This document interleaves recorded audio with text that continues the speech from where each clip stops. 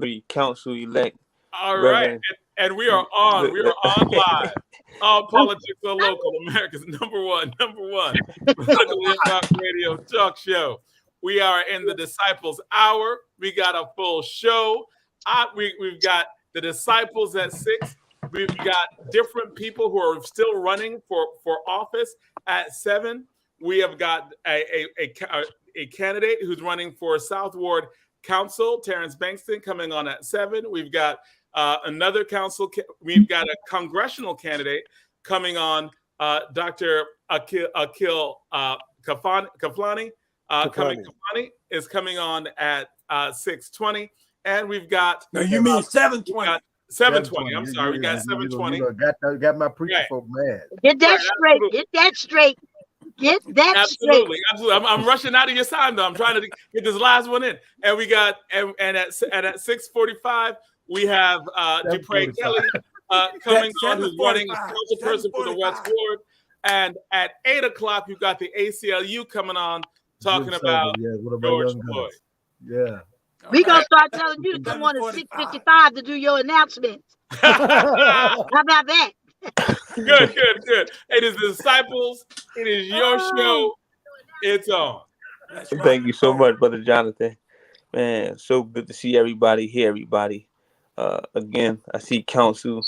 It says council-elect. Reverend. That's new for all of us. It's going to take all of us getting some used to it. I know our sister is a servant in her own right, and regardless of what title, that's right. She's going to be us. I was about to say our, but the servant of the Lord. So come on really here. Appreciate our sister, her hard work, and her dedication. Again, before we went to Brother Jonathan, I was just talking about Brother Ed. It was so good to see Brother Ed. Who've been through different, I would say, different administrations, meaning in the city of Newark. He's been around, but they've been around for a long time. He's seen many people come and go. So to have a man like Brother Ed in our corner, always helping us, tolerating us, and being patient with us is always good. So we thank you, Brother Ed. But again, I don't want to belabor the point. My name is Brother Abdul Haq Muhammad. I'm a student minister. I got that check in the mail, Haq. The Honorable Minister Louis Farrakhan for the Muhammad Mosque of Islam number 25, which is located here in the city of Newark, New Jersey. Once again, we want to thank and welcome everybody to the Disciples and being with us. I really don't need to introduce my esteemed colleagues and co-hosts, but I'll let them again present themselves. Now she has a new title, so I need everyone to get used to it. But I'll let our sister go ahead. Good evening. And I'm so happy to see you and hear your voice. I know I'm looking at a picture, but I know that voice. Welcome back home to your show, Brother Minister Abdul Haq Muhammad.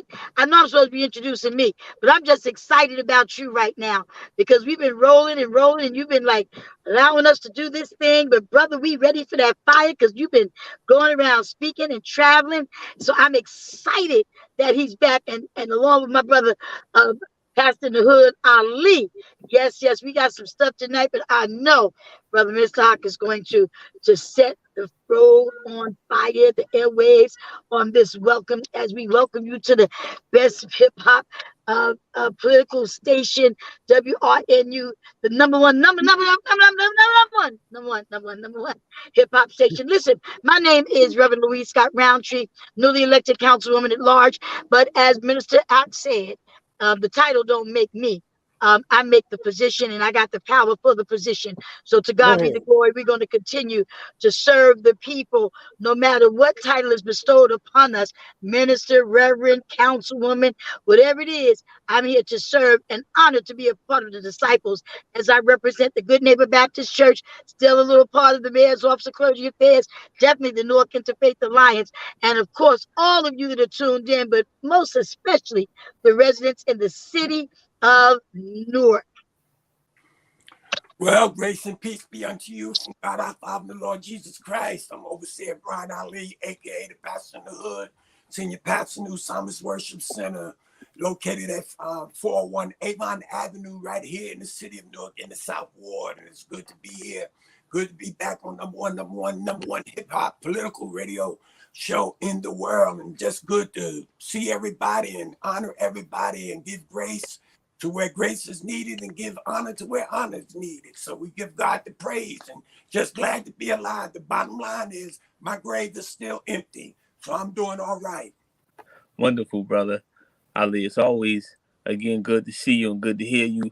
I know we was talking about Brother Ed in the introduction and in the opening, but Pastor Ali, equally, you have been on the front line, striving to help our people, very dedicated and very consistent, along with so many others. Larry Ham, the plethora of other black men and women in the city of Newark, New Jersey, especially, who has been working very hard, on the front line for the total freedom and liberation of our people. But again, I know many of our brothers and sisters in the listening audience, you are no stranger to myself, Reverend Roundtree, Pastor Ali, so much to cover in a short period of time. But, first, just locally, I would like to, if we can, Brother Ed, you don't mind, Pastor Ali, just, hand it over to Reverend Roundtree in terms of, our sister just won a very important seat here in the city of Newark, New Jersey. And we know there's other seats to be filled. It's not over yet, June 14th. But if our sister can just, give us some insight in terms of what it feels like, the transition that she is to make.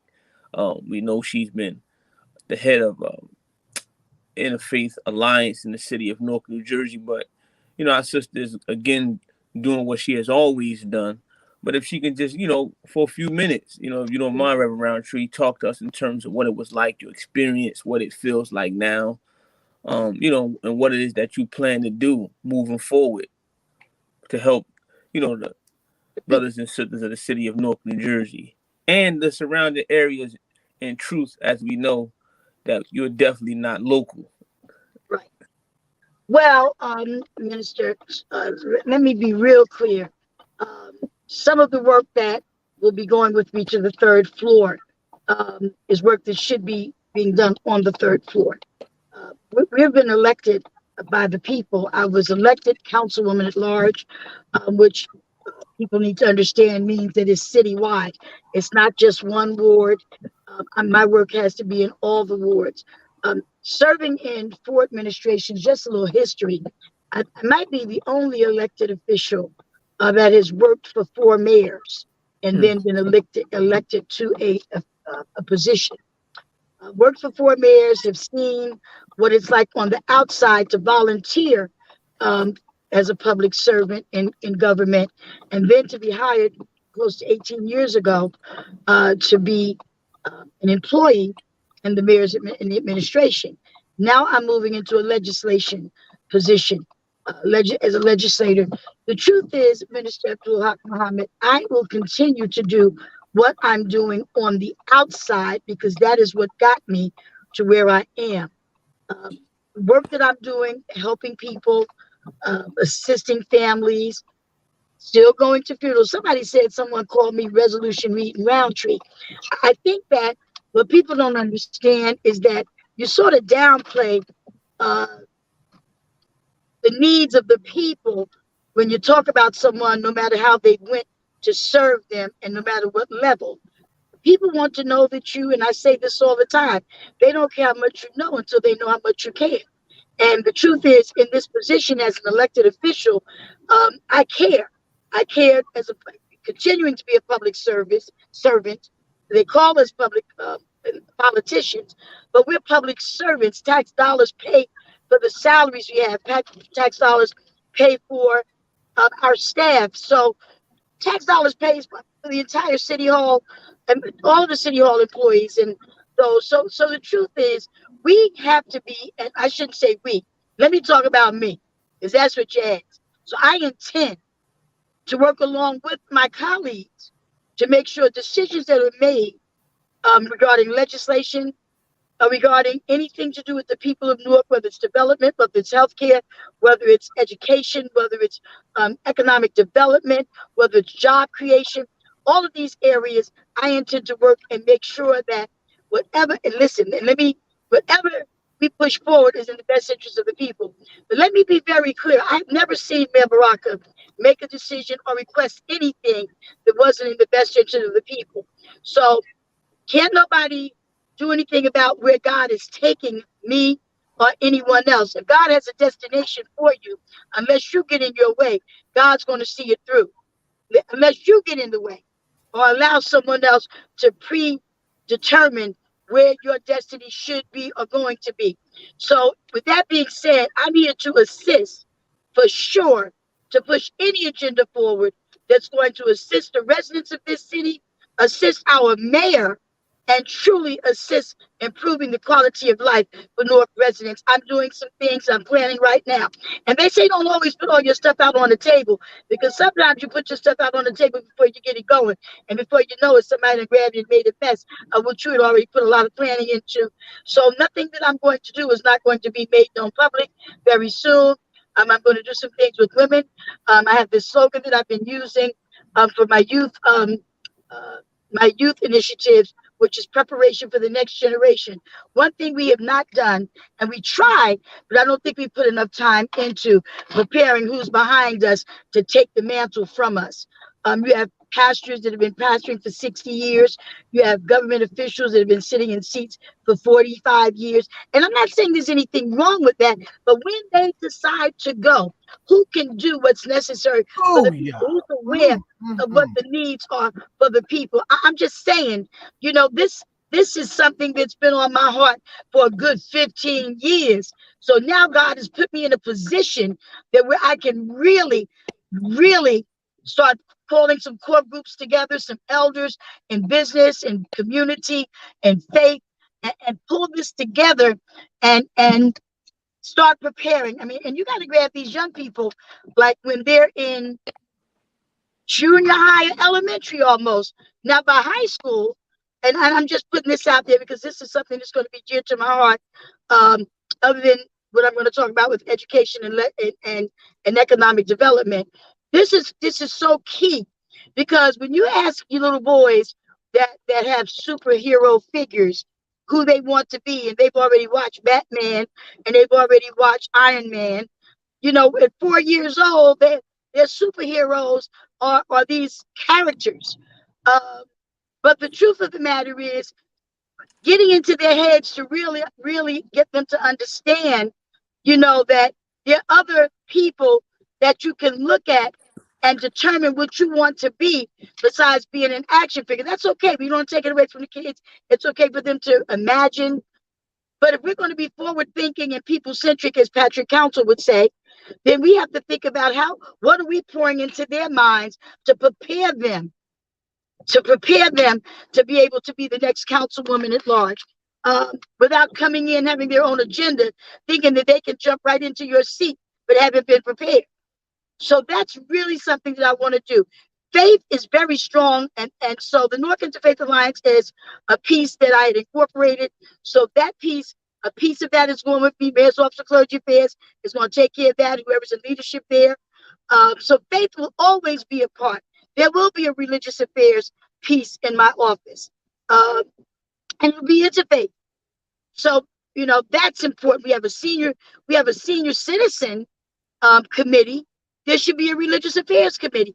Not only that, there's so many other entities. The mayor talks about block associations. I intend to go to everything I'm already going. Most of my work has been going to faith initiatives, dealing with the faith leaders, dealing with families.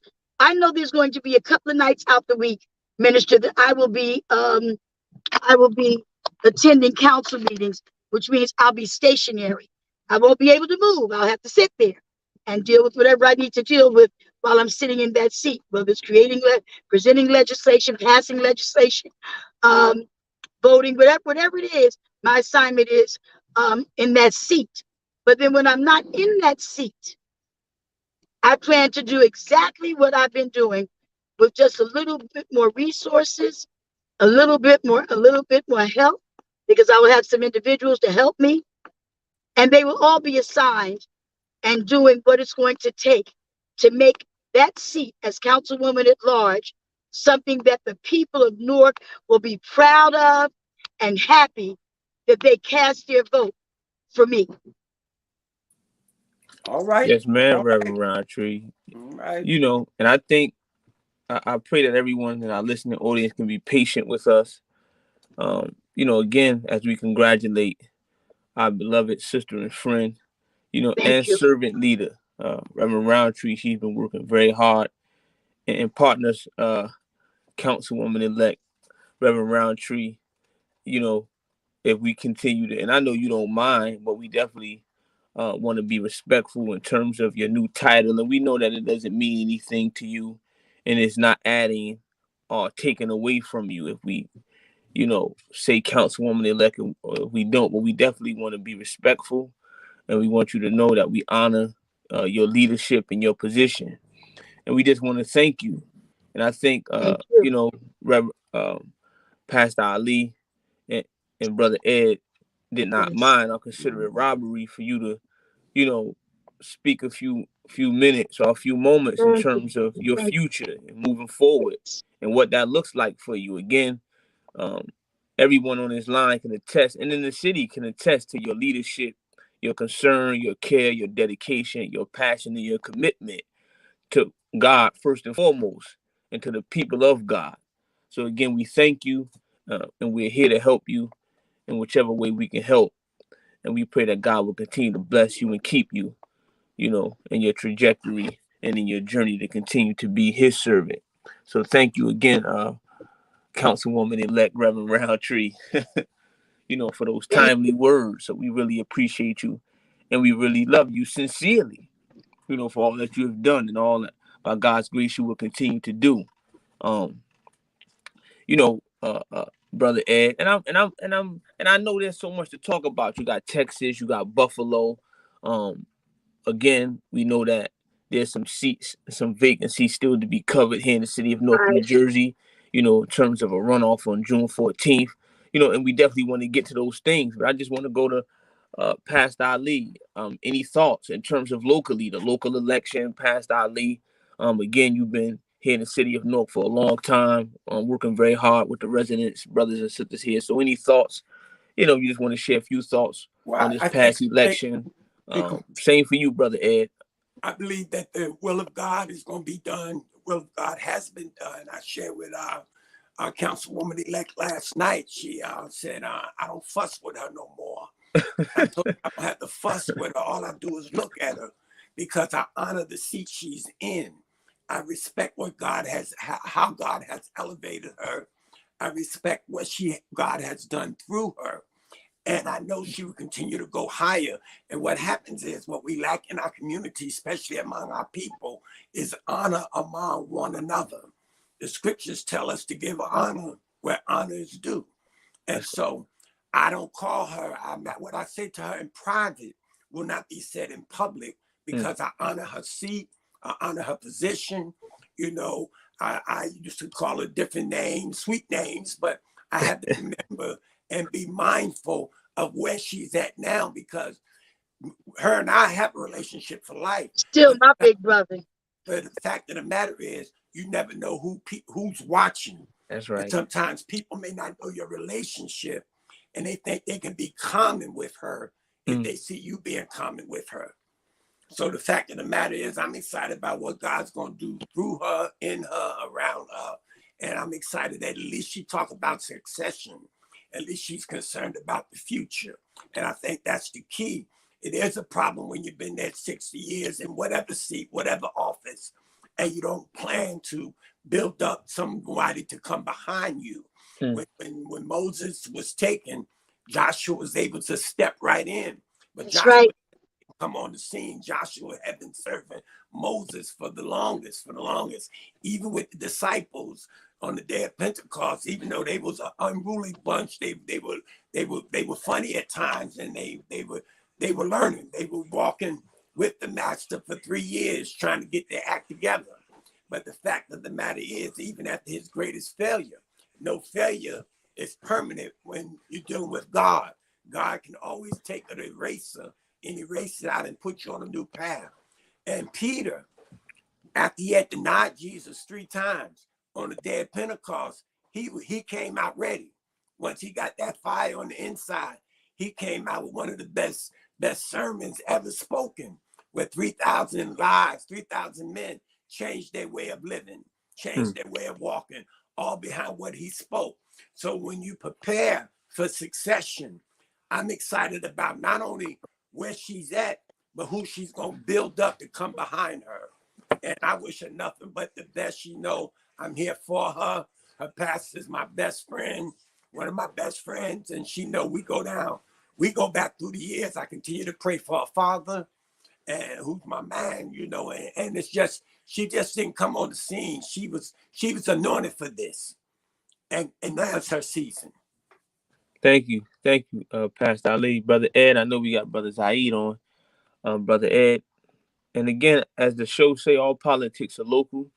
I myself am not a politician, you know, but again, I am who I am by the grace of God. But you know, Brother Ed, your thoughts. I see we got our wonderful sister and friend, Sister Donna, on here, another great servant. Yes. We're highly honored to know her, you know, and be able to serve with her. We thank her for her hard work and her dedication. But Brother Ed and we got Brother Zaid too. And brothers and sisters that are listening to the audience, please be patient with us. Again, these brothers and sisters on the line have been working a very long time, and they are still working for the residents here in the city of Newark, New Jersey, and really the tri-state area and the surrounding areas. You know, but some transitions are being made, and you know, we just having a discussion on it. And definitely, we want to get to, you know, what's happening in the news and all over the country, but definitely, there's a lot happening here locally in the city of Newark, New Jersey. A lot of good that's happening.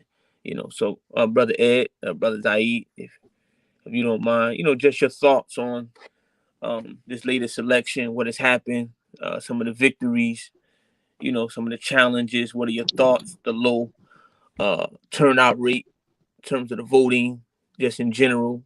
You know, any thoughts?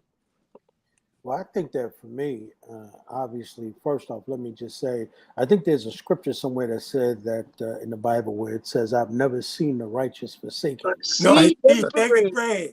I've been young and I've been come old. on here. You Yeah. can talk. Yeah. So I think that you know, I know I'm speaking like Hawk now when I'm leading with a scripture, but y'all rubbing off on me. See, when you hang around the disciples, see, some of that word has the ability to seep into you. So having said that, I think that I congratulate, of course, Councilwoman elect. I think that, you know, the city is going to be much better knowing that Roundtree is in that building when it comes time to make decisions that are going to affect the residents. And Roundtree and I have always been tight. From the moment me and her met, we've been tight. So we roll like that, right? So and you know, and when Ali talk about how you look at somebody, you know, Roundtree, she don't hold it back. You know what I mean? She got something to say, she gonna say it no matter what seat she's sitting in. So she's gonna keep it real for the city of Newark. So we congratulate our queen. We proud of her, and we know that that, you know, when them fools come up in there and they start going off, let's remember who you looking at sitting in that seat when you come into that chamber and they start going off, because you know some of our people they forget where they at.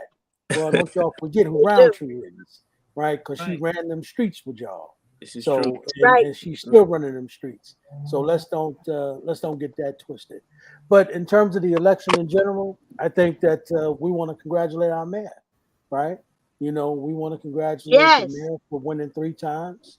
You know, and congratulate everybody else who was able to get a victory. And then we want to wish all of the brothers and sisters, you know, who are still in runoff. We want to wish all of them luck. And you know, and listen, you know, Newark is an interesting place right now because the entire world is looking at Newark, right?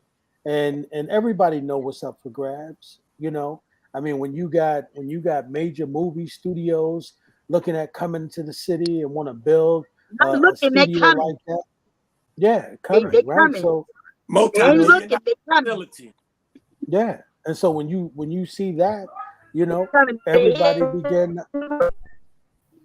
begin to understand, you know, that Newark is a real player. So who's in those legislative seats are going to be very important as things begin to roll out in the city, Right. because it's going to make a difference on who gets to enjoy this city as it's being developed, right? And who gets to stay in this city and not be run out. You know, I heard the mayor talk about today. It's one thing to build housing, but it's another thing to make sure you building jobs that are paying, get this, y'all, a livable wage, right? Livable wage, right? That people can live on. And that's what's important. And so for me, you know, I mean, I think that, you know, I'm happy that, you know, the mayor was reelected. I think that more importantly, though, we owe a big congratulations, and we all forget to say this, y'all. And I'm just saying it for me. You know, y'all can speak for yourself, but we owe our brother Mitty a tremendous. Come on here. You better talk about it, brother Ed. Right? Everybody got to have a coach. You know what I mean? I listen. You know, I'm in the background, so I'm watching him. You know what I mean? I'm back there seeing what's going on. I'm seeing the orchestration, and because you know, we some of the things me and John are doing with him, but you know, I don't want to you know lay it out there now, but we want to say congratulations to Mitty as well. Brother Ed, you know he got Coach of the Year. Brother Ed, I'm sorry. You know he got Coach of the Year for 2022. So if they gave out Campaign Manager Awards of the Year, Mitty Baraka Jr. would get that. Well, I'm trying to tell you, there's a method to his madness, and it is phenomenal. I've worked on many campaigns, but when you start talking about structure and organization, people think they organize, but if you ain't got boots on the ground with grassroots, I'm just trying to listen. This was one of the most exciting. Of course, I had to wait until God gave me the go ahead. Man couldn't tell me to run for nothing unless God asked me without God's stamp of approval. I've been for years. People have come up to me and said, "Oh, you need to." I don't need to do nothing but God wants me to do what God wants me to do. With that being said, the team was, yes, we do have the runoffs on June 14th. I'm still a part of Team Baraka. You know who that is. But the truth of the matter is, I am excited because history is being made in the city of Newark. You cannot make people happy, but how do you complain about development because who's building it is not you? The truth of the matter is, when these brothers are out in front of these buildings shooting their crap, shooting their dice, I say shooting their crap, shooting their dice, and they're gambling, and they got their other little pharmaceutical stores on the corner, you know, got their own little private block that they don't pay no rent for. The truth of the matter is, if they would take some of that money and invest it and get out of that life, can you imagine what we could develop and what we could have? We got to stop complaining about what we don't have and try to help change the mindset of these young people. But you can't go out there once a month, have a conversation and think they're going to change their mind. We work on wheels. That's one thing I'm not playing. I can't reinvent the wheel. I'm not reinventing the wheel. The wheel was already invented. You might be able to upgrade or make something better, but to reinvent something, nobody can reinvent the wheel. The wheel's already been invented. Nobody can reinvent coffee. What they do now is they've had flavors. You got vanilla, you got hazelnut, you got all that wasn't there before. So the truth of the matter is, with a brother like Ali, Minister Pastor in the Hood, who used to be out there and still out there, but on a different level, I mean, what happened to the people that was out there watching him, the young people? We got to reach back and go get some of these people and start showing them, helping them to understand, but be consistent. I don't think we have enough mentors. I know the whole NOI. I know the nation. They out there walking up and down streets every week talking to brothers. I remember Finis Ali asking the brother, what was the name of the street? He said, "Do you even know who that is?"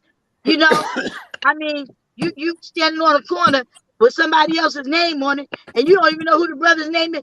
The man will ask the brother when he say his name, and he say, "It's Fufu." He'll say, "Is that on your birth certificate?" Some of us don't even know who we are. So we got to help people not just identify some of what they could definitely have because it's available, but to first get them to it. There's a men's meeting going on tonight. You know, how many men gonna show up to this meeting and be consistent with it? But those that show up and have an interest, who's going back to get them to say, "Look, you was here 2 weeks ago. You've been here for 2 weeks. What happened?" So there's some consistent follow-ups and perseverance that we have to have as leaders on those we reach out to and say we want to help. We can't just say we want to help you, give you a phone number, send you on your way. We got to call the person, make sure you win. And some people say, well, I'm not babysitting. No, you got to babysit, because some of these people are babies in that movement. They're babies coming off a corner saying, you want me to go make $10 an hour when I can make $150 an hour doing this. You know, so you it's a bit, you know, they say if you throw enough stuff on the wall, some will stick. Well, the mother of learning is repetition. So if you want people to learn, you can't tell a baby when they in Pampers go to the bathroom the first time and they start going. They got to sit in some stuff a little while. Then they get tired of it when they get old enough, and then they start going on their own. That's right, Reverend. That's right. All right, there you go. No, that's definitely we went from MIDI being, but I had to, that was a segue into consistency. His organization is consistent. He don't change mid-game. Sometimes you might have to change your place somewhere along the line when you're on the basketball court. But he didn't become coach of the year by leading his brother's campaign with just being all over the place, unorganized, chaotic. And when people step out of the realm of organization, that's when you end up with chaos. That's why we have to make sure, as leaders in this city, not fake leaders, leaders, period. I don't care what kind of leader you are.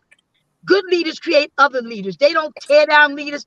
I think the worst thing for me is to see leaders or people who aspire to be greater leaders tear down other people because they're not what they think they should be.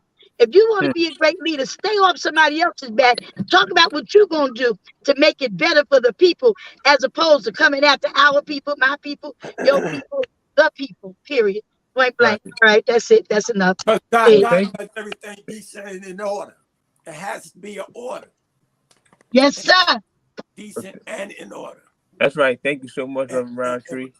You know, when you deal with that, when you understand what's in order, when you know your path and you know your lane, you don't have to get in other people's lane and try to poison or pollute their lane. Right. And God can raise you. A lot of people can't be raised because God can't find them.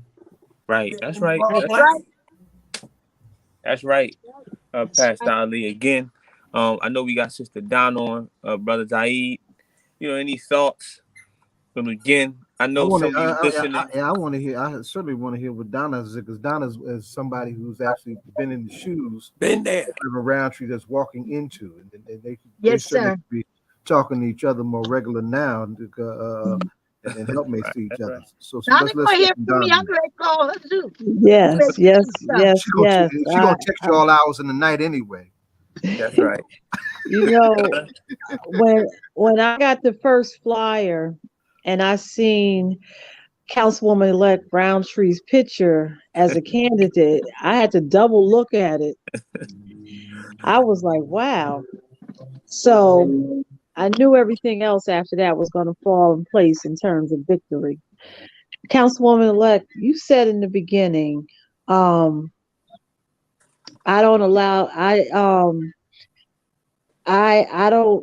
title doesn't make me, I will make the title. And I remember I used to say, I don't allow the atmosphere to affect me, I affect the atmosphere. Right. And like Ed has started, I'll start off with like Ecclesiastic. This is a season and a time for everything, and this is your season. And the one thing I will offer, you are a sincere and a authentic, anointed person. So when you walk in those chambers, people shall automatically feel the atmosphere shift. And when you get sworn in, change is going to happen. And I just know, I'm just waiting to just sit back, grab my popcorn and just see the mighty change and effect that you're going to be to this, as you said, citywide, because you're a councilwoman at large. So yes, I am here for your support, here for whatever you need, you know, because you have to, like you said, you have to be consistent, and you already know, because you have to be responsive to the people, and you've been responsive in your role that you're in with the clergy, and you will, and I'm confident you will continue to do that. And our people need a voice that is steady and consistent. And I'll also go ahead and congratulate Mayor Baraka and Mitty. And one thing I always notice about Mayor Baraka, you mentioned chaos. He's completely the opposite. He is so consistent and Right. steady and calm. I Yes. mean, he can take it to that level, but he's a very steady person and unmoved. And I think that is the secret in his success. I want to congratulate both of them and just continue to watch the good work, that just sit back and just taking notes. And one thing that I'm always proud of, that as an elected official, I remember the problems we had with water, but to see him take a plan, implement it locally, and now it's a federal model. That's what leadership is about. So I can't wait to see continued change like that happen in your office, and just congratulations. Wonderful, brothers. How do I come behind all of that? Just accept your own and be yourself, there, brother. I will try and in a couple minutes with this. Well, I said booyah when she started talking about the question of succession, because it's a problem. It's a problem that our folks have since we've had this strange relationship with your friend, the white man.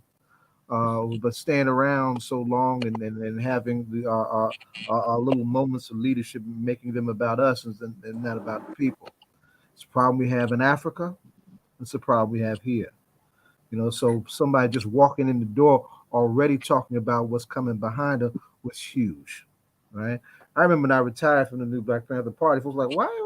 I said, no.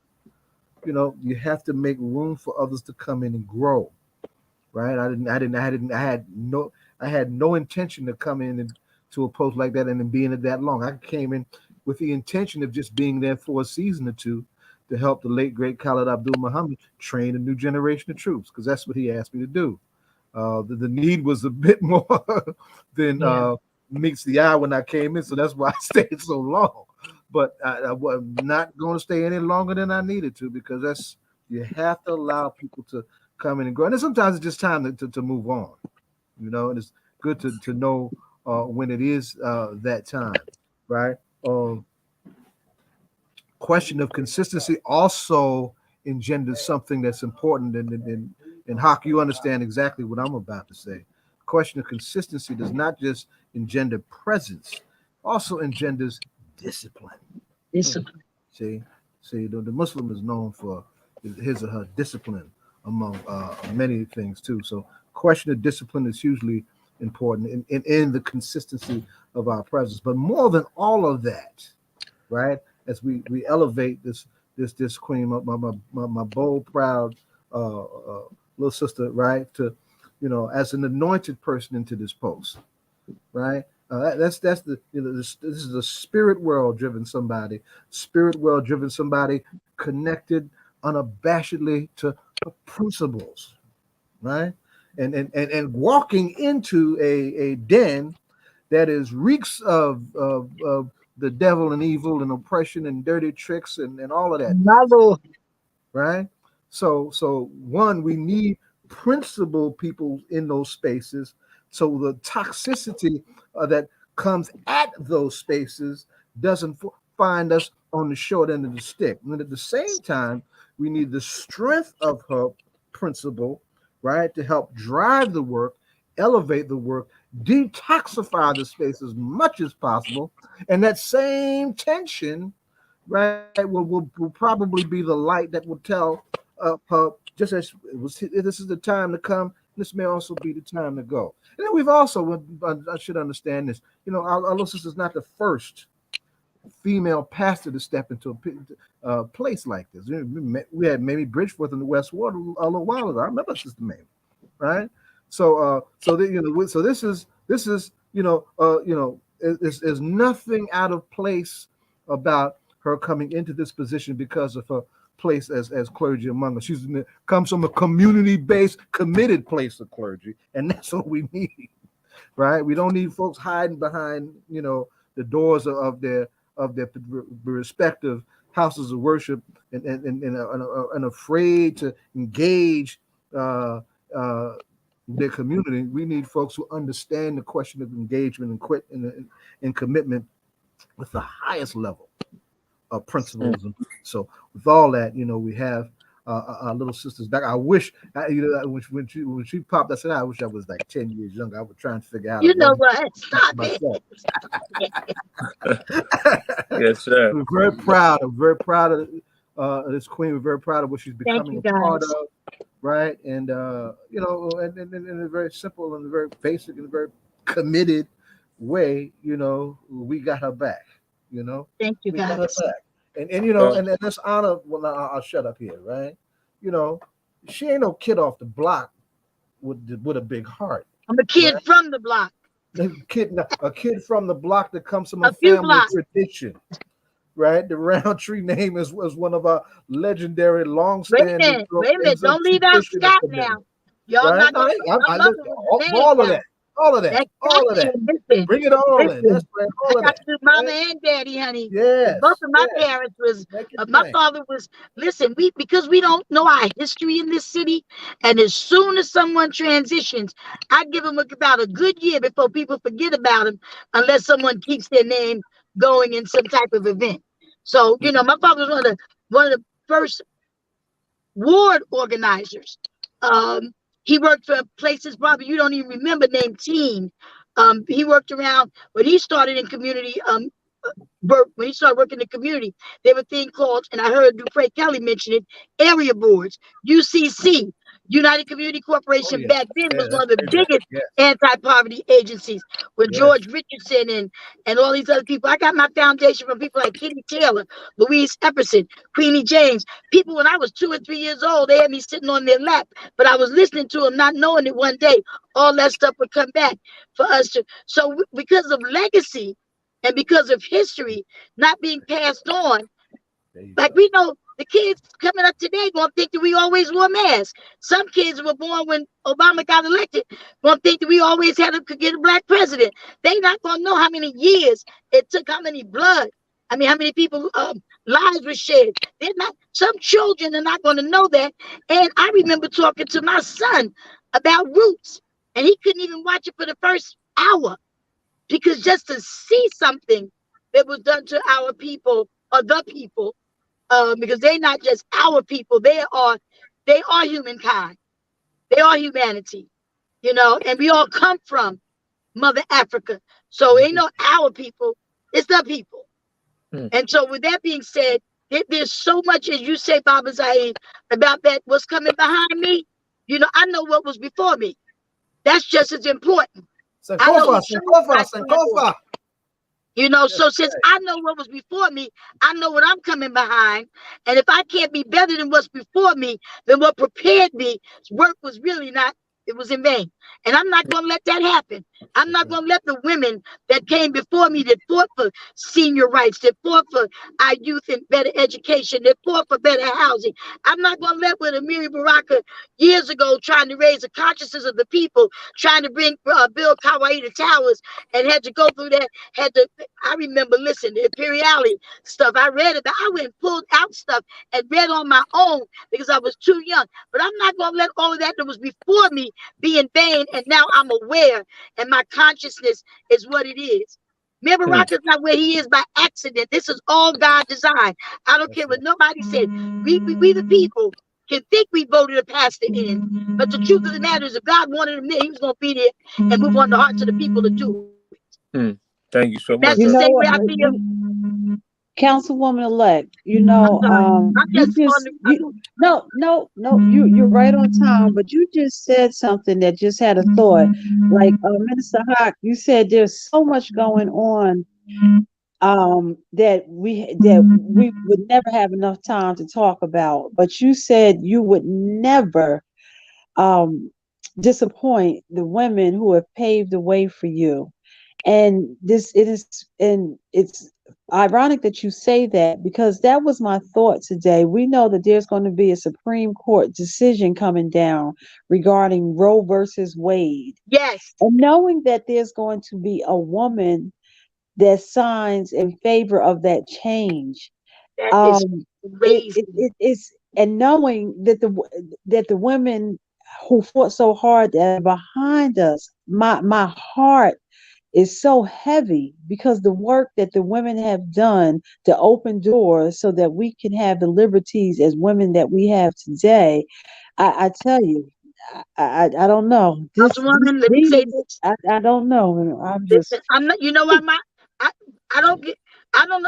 I need my heart to be strong to fight. So I don't let what the enemy is doing break, because now I'm wasting time. So whatever I can do, and that's one thing we people have to learn. That's how come I can push through.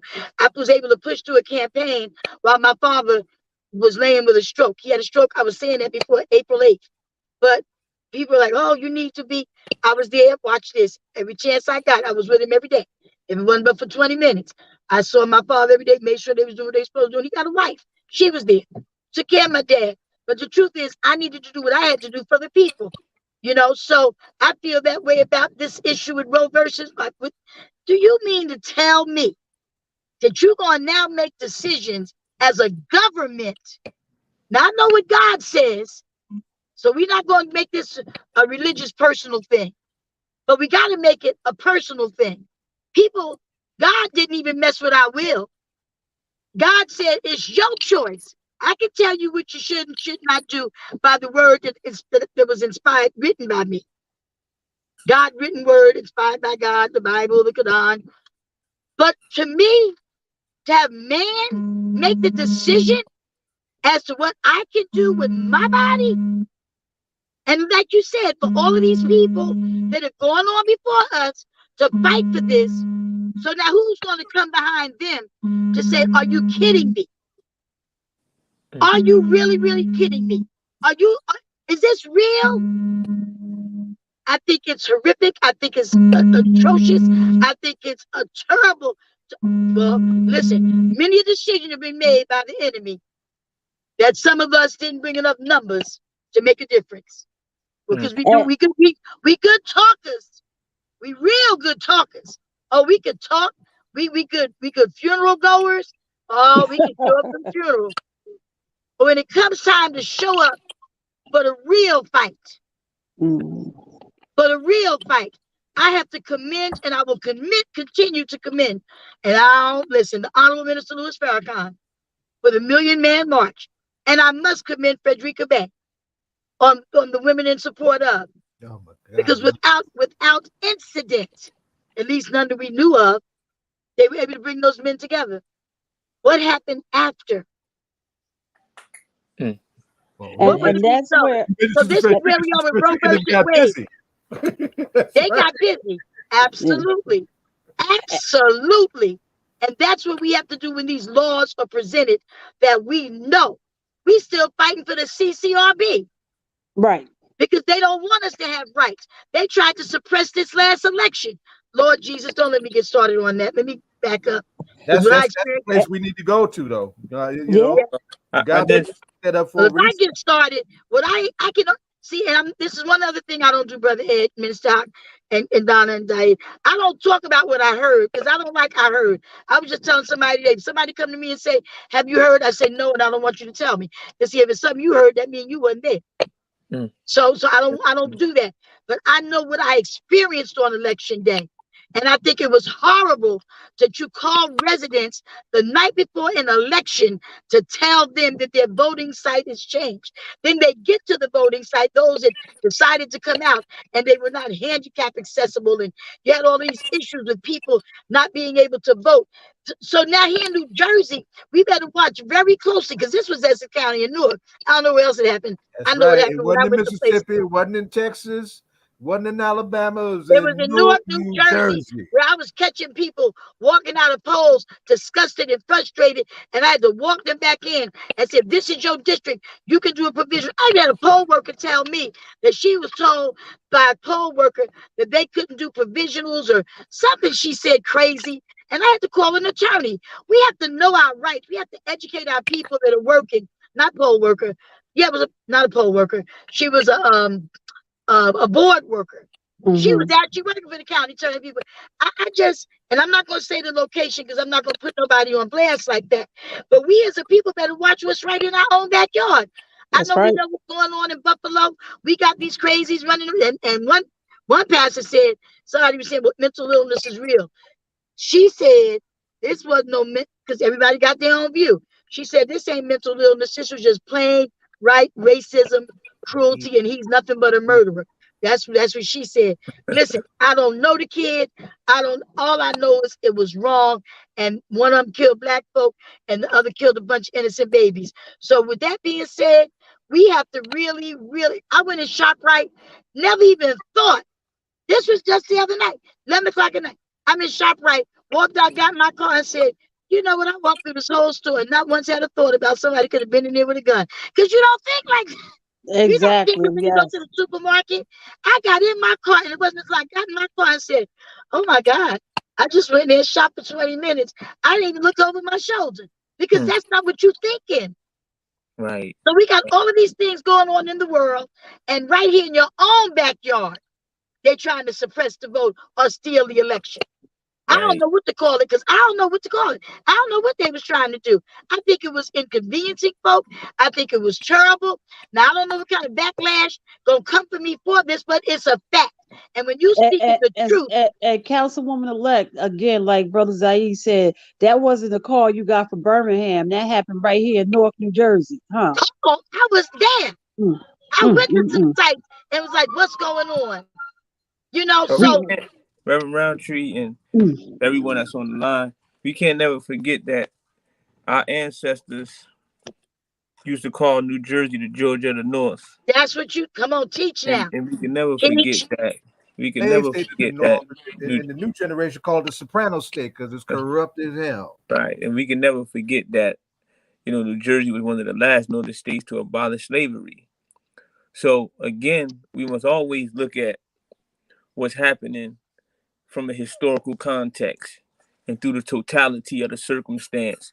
But it's 6:53. The hour is getting late. It's all in your hands. We're about to close. I just want us to, as much as we can, in these perilous times, and I'm talking about us particularly as a people, to just be more empathetic towards one another and to have a greater understanding for one another and to be more patient and more tolerant with one another. Yes, Lord. Because again, the Honorable Minister Louis Farrakhan was on WVON with the Executive Council, and he was talking about he was talking about specifically as the nation, but he was saying that we did not want to govern as those who have traditionally oppressed and opposed us have governed. That we don't want to be like those that have made us into themselves. And we must always keep that in mind, that historically speaking, Brother Zaid, we know that there was a period of colonization, and we went and opened up what they call Liberia, but what they found was that we were governing and doing to each other what white folks had done to us. So although Mexican, we were white free physically, that's right. Although we were free physically, we were not free psychologically. Some call it a plantation hangover, a colonial hangover. Some call it internalized oppression, when the oppressed group begins to do to each other what the oppressor have done to them. So although we did not have shackles on our arms, our wrists, our ankles, we still had shackles psychologically.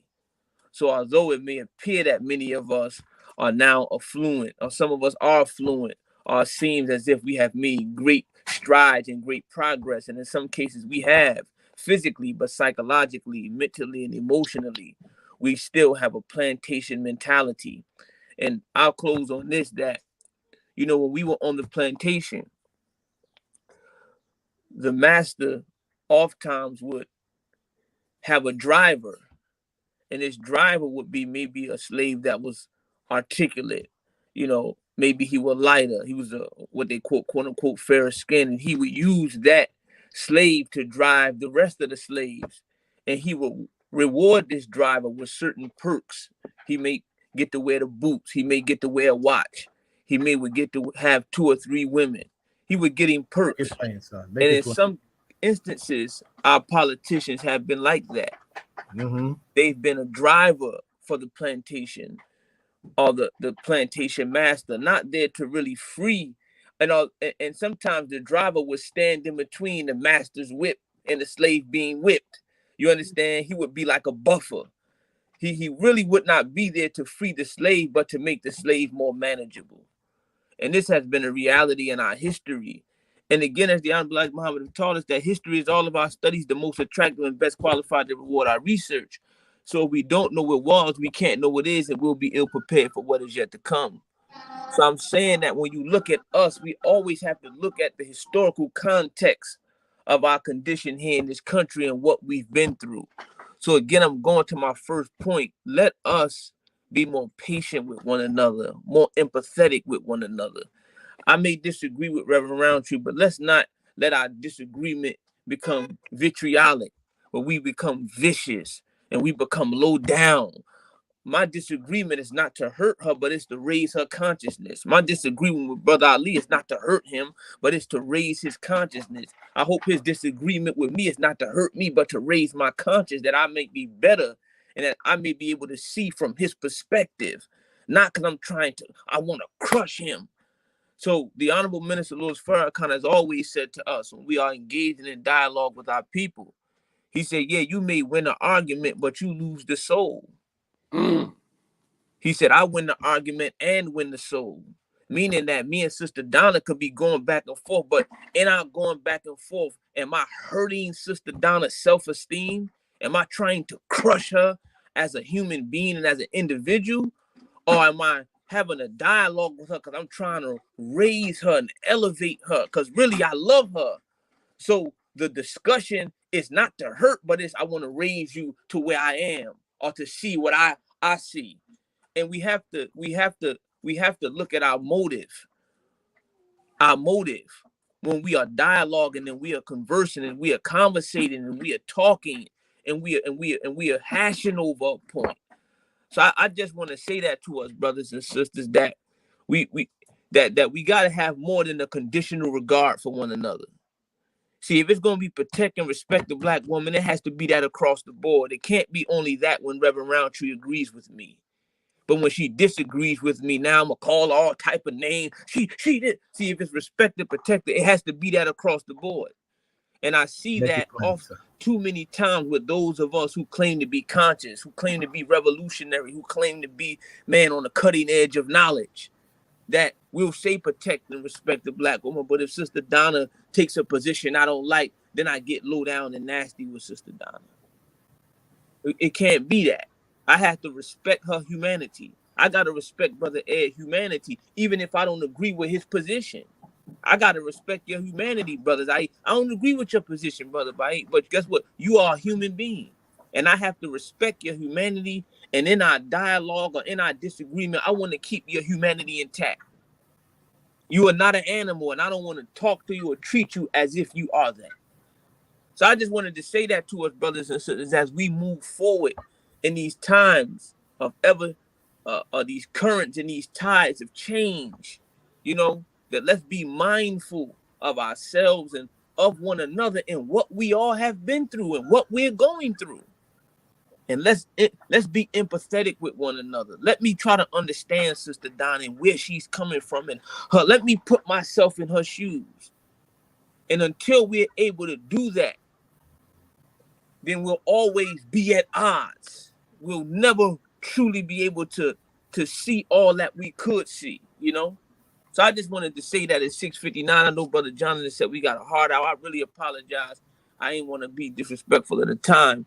But Pastor Ali, Reverend Roundtree, you want to give a closing comment, and I just want to thank everybody. Nope. Thank you again, Get me in trouble brother. tonight. You on it. God You bless on you. it.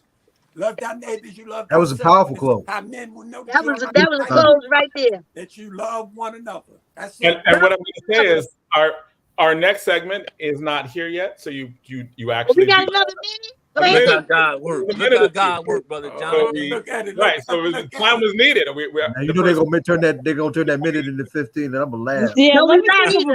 of a No, we're 5-minute question. I got 5 minutes. God Not willing. on all politics and local America's Just number one Donna hip hop and Roger political. together. No, God willing, we not. I But just wanted to say that. I just wanted to say that. Yes, sir. it's Yes, good. That just was on my heart, because as I see, you know, you online social media, and you can see how we can get with one another. My I Lord. mean, that's how I vicious said- we can be with one another.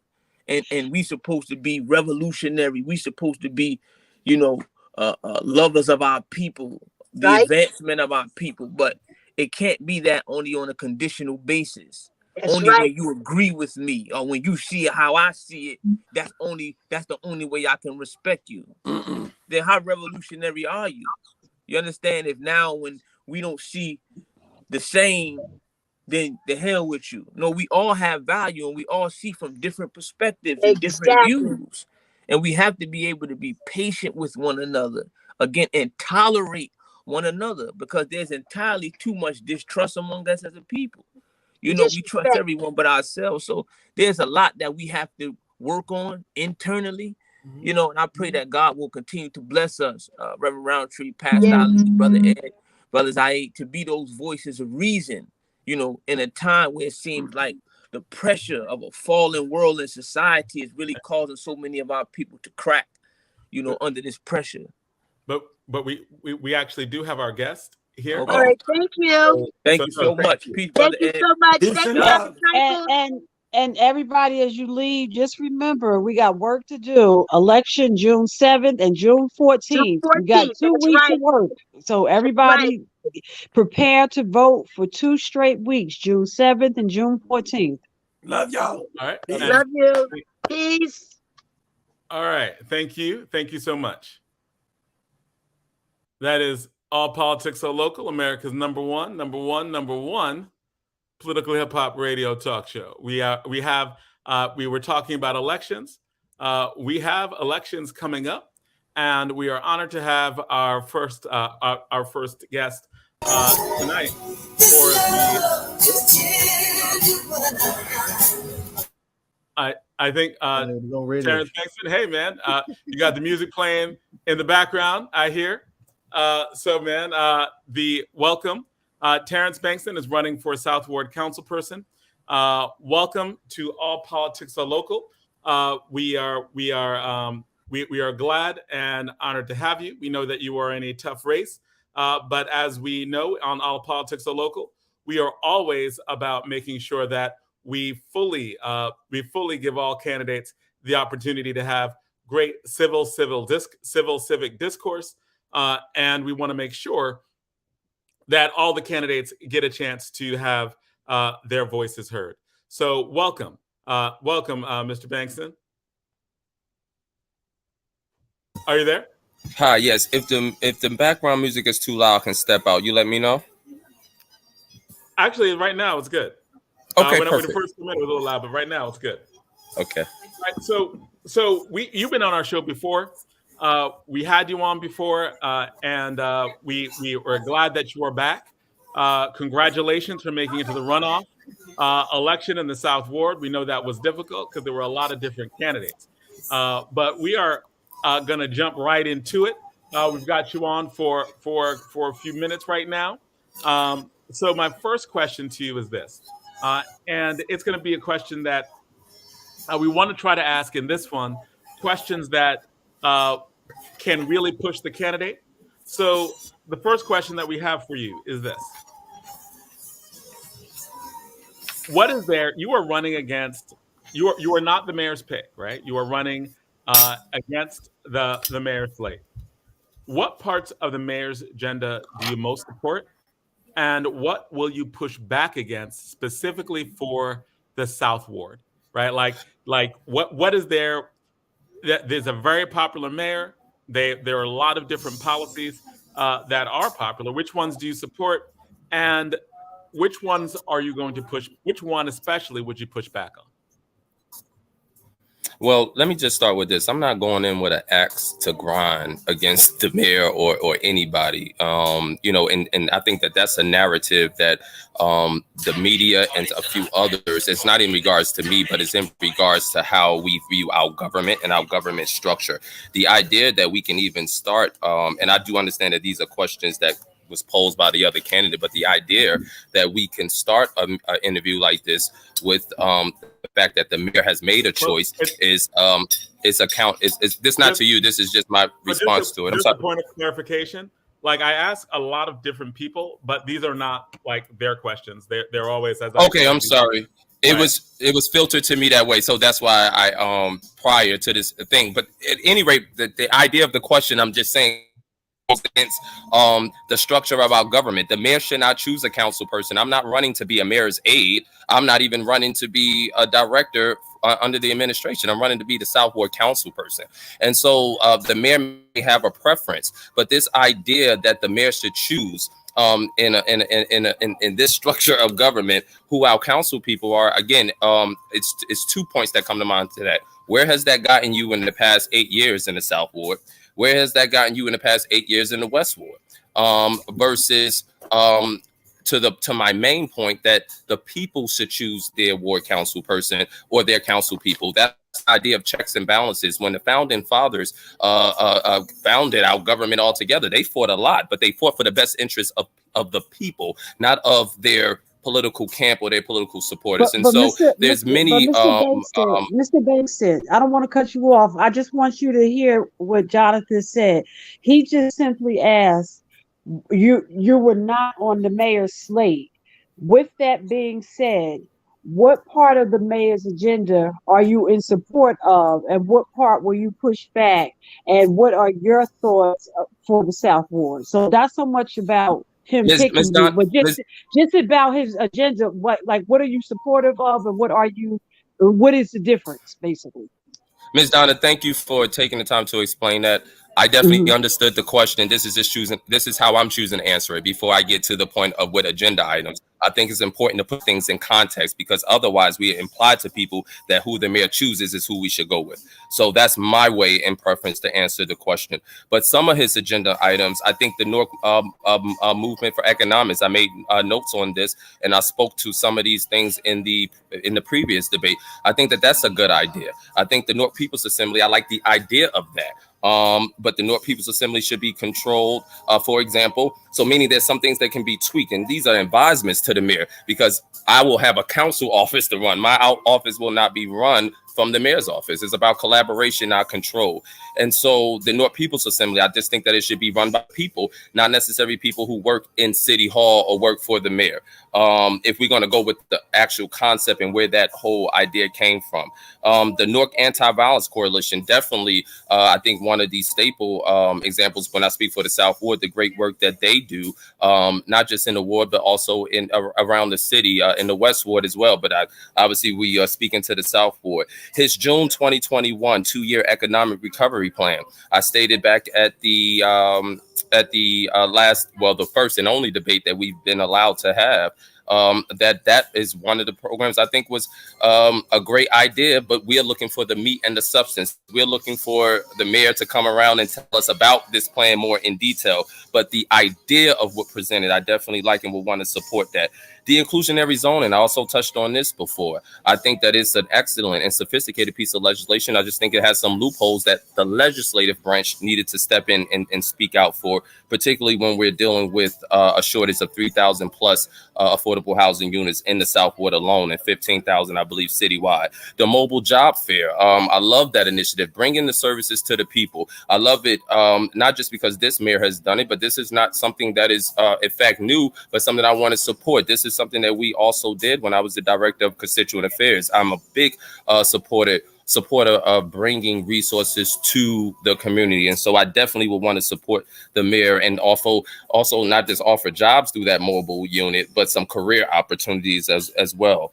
The Line Gate project, to a degree, I like the idea, but a community service benefits agreement, I think, needs to come before the press conference. And so things like that, I would like to support and push back in some regards on, that I think is important. And this is not me pushing back. This is a community. 55% in the last election population voted no for a reason. And the last thing I would say, what he did with the lead line replacement in terms of communication and even in terms of COVID, those type of things, because the term I think agenda was used versus maybe policy changes. But so his agenda in terms of whether it's political or as the mayor, there may need to be some clarification. I don't think he's communicated that greatly in terms of his political agenda. But in terms of some initiative that has been launched under his administration by the city, those are just some of the ones that I definitely have interest in. Definitely, I think has benefited the South Ward to some degree, or can in a positive way, but would need some additional support, I would say, and or scrutiny. When you talked about Lionsgate, you're talking about clearly the big announcement that was made a little over a week ago about Lionsgate opening up an actual studio inside of Newark, in the South Ward of Newark. Now, you said that there should be a community agreement. You said some stuff about that. Can you explain what you mean? Because it seems like that was an area where you say you would push back against some of what the mayor did, but it seemed like it was nuanced, right? Like it's not like you were against it, but you wanted something in place. Can you explain that? Yeah, and it's not what I want; it's what the community deserves. And only in suburban communities are we just told what to do, or things are just done without our consent or advice. And certain things will impact our community. At certain levels, I think that there warrants a conversation with the community, and a community benefits agreement stands for this. It said we're not going to beg for things that we should have been given, or we're not going to plead for things in a post process that we could have had or should have had the opportunity to engage in or have input on. So when we talk about 65 more trucks put in the backyards of poor Latino or Spanish and Black folks, we got to have a conversation about that, but we've been having this conversation. So we see this theme of constantly allowing outsiders to do things like that. They can be not only an environment that not only could be. I'm sorry. You said 65 trucks. Like what? Can you elaborate on that? I'm not sure what you mean by that. Well, that was one of the highlights of the press conference. That was one of the highlights of the press conference, that this new movie, this production studio will not only bring hundreds of more cars to that particular area, which is a different conversation, but 65 more diesel trucks. And so when we talk about that in that area, this has been an issue that many organizations, many community activists have been advocating and for and against in many other regards. And so here comes another challenge. And so it's not a huge thing probably when you get caught up in the Hollywood moment that we can have this Lionsgate studio here, but for those that live here day to day and who've been fighting on the environmental justice lines, this just spits in the face of us. When you talk about putting, can you break that down in terms of, because you mentioned trucks, but I don't know necessarily what's bad about that, and then you linked it to environmental justice. So, but I'm not understanding. So, can you just break that down? Sure, absolutely. Diesel trucks in urban communities is a bad thing. It pollutes the air. We recently did a truck count where we saw over 500 trucks in a week span come through near our park, Weekway Park. One thing that your audience or you may not be familiar with, that in suburban areas, this does not happen. Trucks are circumvented around residential areas. Diesel trucks particularly are in school buses, for another example, are not allowed to idle in front of schools the way they are here in our community. And so when you talk about the environmental justice aspect of it, simply placing a warehouse, right? And we have this issue statewide. This is not just a urban issue, but in urban communities, it's often placed not on farmlands because we don't have that. It's placed in residential areas. And so don't be mistaken that having 65 diesel trucks added to the already 500 plus that travel through on a weekly basis, and that's before we highlight not just how they destroy our trees, not just how they destroy our air, not just how they destroy our grounds, but a week after doing with the Southwood Environmental Alliance in collaboration with Clean Water Action and a few other partners, a truck count a couple of weeks ago, one of our natives was killed by a truck traveling irresponsibly across Felonizing Avenue. And again, these things are not normal in suburban areas. Is why we have something called EJ, environmental justice communities. EJ communities are poor Black and Latino areas. Why? Because it's okay to. All right, so you just Terrance Bankston, you just like point that I wanted to get at too. Jumped out. That is regulated in other areas. Hold on a second. You came out. So the last like 15 seconds of what you said. I did not hear. Was that just me, or was he out for a second? No, I think it did on my side too. What was the last point you heard? Thank you, Jonathan. Okay. You Zaid, wait. Do you know exactly? Go back about 20 seconds. You were talking about you were rolling on the question of the environmental impact of excess trucking. And about the truck through the heights and the accident. And the impact. And so it's not just on. And so just 3 probably quick points. That the increased trucks not only pollute the air, which we're already fighting. We're paying through nonprofits for air quality monitoring to go on. Like I said, we did a truck count to show how many trucks 2 weeks ago come through that area. A week after that truck count, one of our natives were murdered by one of those trucks driving recklessly across Phelan Heights Avenue, near our parks, near where community folks move about. And so when people already, come on, you guys complain about the potholes going to the airport and from and throughout the city. And so when we add more trucks with Amazon warehouses and Liongate warehouses, where is the give back to the community? Where's the commitment up front? When we have a press conference and we talk about it, and when I see online the wishful thinking of residents, and it's true, right? Oh, Level 1 Bakery is going to get the catering for the studio. We assume these things because we are just excited about Liongate going. But if we had a community benefits agreement up front, then Level 1 Bakery, for example, would be, or even the Napoli Pizzeria would be at the press conference saying, we got an agreement. We are in agreement. We are going to be a caterer. We are going to be a vendor. And so residents in my community, particularly those who were displaced from Seth Borton, are like, wait a minute, no more affordable housing. We were put out. Are some of those 500, 600 jobs the mayor promising going to come to us? The Seth Borton community have a petition going around right now pleading with the mayor to say, well, if there's really going to be 600 jobs, we would like at least 150 of them to go to the people that was displaced and put out, and affordable housing wasn't replaced for. We have to have the mayor, part of his job is to listen to that and deal with that. But that's why we have council people, to be that advocate, to be that partner, to be that collaborator and liaison to the mayor, so he can not just hear these things, he can deal with them, because it's impossible for him to deal with them all by himself. And if we were to look at the past 8 years, his partnership with his choice as a council person has not done well by at least the majority of those who vote in the South Ward. We can say that. So I know we're coming down toward the end. Donna or Zaid, do you have any follow-up questions to ask? No, I would just, Mr. Bankston, I think a community reinvestment act, or like you said, an agreement is very important. So I think, and bringing the legislation to the people and hearing what you said, I like what you said in the beginning, that only in our communities do people come in our communities and dictate what's going to be there and not ask us. So outside of that, can you tell us some of the things that you want to initiate that is different from the mayor's policies and or agenda? Yes, and I think, again, I'm not trying to, my job is to support the mayor as a council person. The job is to support the mayor when he should be supported, and to check the mayor when he should be checked. That's what checks and balances but is for.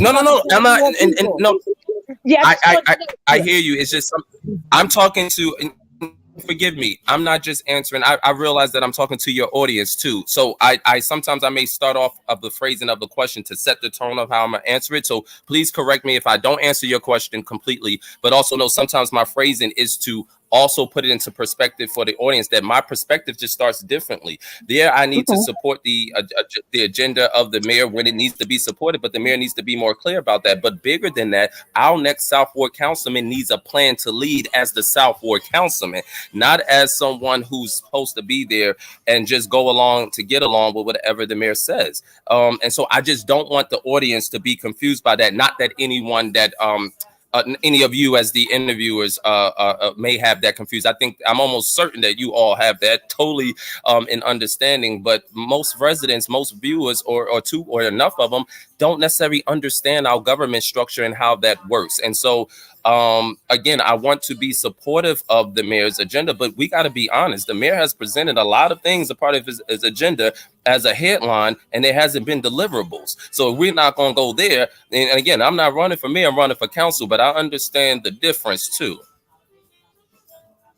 And, So again, with that being said, what outside, what legislation that's different will you be presenting? I would say like your first 100 days. That's new, for example. It's new. Right. You and I talked I mean, not you and I, but Donna, you liked this before when I came on the first time. I really believe in the universal trash can program that's similar to the one in Baltimore. We are not addressing the rats and raccoons properly. And so policy to change that would be new. And when we look at what New York is doing about their rodent control problem, it's nothing like I grew up in this community, walking around in the nighttime and in the daytime, and sometimes in the middle of the night behind my grandma and parents' back, but I've never seen rats running across my street. I was canvassing the other day in 17th, 18th, and 19th streets, also on Renner Avenue, which is another part of the ward. And as I'm going, I see young girls doing jump rope in the street. And I haven't seen that in many years, but that was good to see. But then a few feet from this young lady is a rat in broad daylight going up the next house steps. And so I want to implement policy that will help to bring about a universal, again, trash can program that will help to limit rodents. Another piece of legislation that I talked to some folks about a week ago is we allow building owners, property owners, not just white ones, because I know there's a whole lot of talk around that, but there's a bunch of black property owners who do not take care of their property, particularly in our business sector. So we allow these buildings that can't be rented today, tomorrow, or even 3 years from now without major overhaul. But we allow them to be a graveyard for rodents in our backyard. I want policy that says that property owners can't just wait for their big payday, whether it's 10 years from now, 20 years from now. You need to flatten this ground. And if these buildings are not inhabitable, whether you look inside and you see down to the sewer or up to the heavens, really. And so again, those type of things on between a Shear Avenue and a Shepherd Avenue, between a Weekway and a Lines Avenue, are doing nothing but breeding rodents in the backyards of our community. So I want to put policy that will not hurt property owners, but will not also allow them to not have accountability for the blight in our community, but also will not deter new businesses from wanting to come live in our community. Come to be in our community, and new homeowners from wanting to come live in our community. And the last thing is just how we do. I'm sorry. So those are just two in terms of a quality of life. I think Jonathan is asking me something else. Sorry, Jonathan. The last thing, if you can get the last thing in very quickly. You said the last thing, and just if you could sum that up quickly. Yeah, it addresses public safety. The last thing addresses public safety, and I think I talked about this before too, and I can put the website in the chat, but it's the South Ward. It's the Social Justice and Diversity Academy. We'll put it on Facebook as well. Social Justice academynj.com is the website. Part of this is my response to not just public safety, but the lack of connectivity between our nonprofits. I counted, I think it's 35 to 45 nonprofits who are funded to actually service the South Ward, but there's a disconnect between services. There's not been a real relationship. I think there's strong relationships perhaps between the mayor's office and these nonprofits, but not between the council and these nonprofits. And they want that. They don't want just a relationship with the mayor's office. They want a relationship with their council person. They want to feel supported by that. And so the social justice, I'm starting off with the South Ward Social Justice Diversity Academy, because it doesn't take policy to get started, but it takes policy to stay funded. And part of that would be about uniting our nonprofits together, streamlining their services. So when you go from one, you can come to your councilman and say, well, where's the next resource I can go to? Because I've checked the boxes here, and we're going to help move you there. And then I'm going to meet through this initiative with nonprofit leaders every 3 months so that we can talk, so they not only can assess me in real time, but that so I can ensure that my office is marshaling their services and resources, or communicating at least those resources to our community, because they need them. Okay, so, and thank you. We have run out of time. Very quickly, what hip hop artist are you rocking with right now? Represent your campaign. 15 seconds. Hello, Mr. Bankston? He froze. We still kicking in the door. So it's still the same, Biggie Smalls kicking the door. This is about, 55%. This is the first runoff in 16 years for the South Ward. And so this is a huge deal. And our job was not to beat the mayor on the first beat the mayor's choice on the first candidate. Our job was to force a runoff as the only candidate who ran 4 years ago. And we did that. And now we both start from zero. And he doesn't have the mayor's name to drag him across the finish line. He got to see us one-on-one. And so 55% of us said no. We're saying, listen, we're going to go in for the other votes. But we want to focus on the 55% that have been ignored for the past 8 years. And so kicking in the door is still my song. All right, cool. Thank you so much. Thank you so much for coming on. Thank you. We very much want candidates we need civic discourse in our community, and we are glad that you came on. Kicking in the door. I appreciate your platform and you guys just being so relevant and real. It's important. So thank you. Thank you. All right. And that's another interview for All Politics Are Local, America's number one political hip hop radio talk show. And we are going right into our second interview.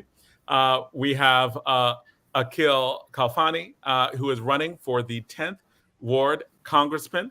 And welcome to our show. You've been on our show quite a few times.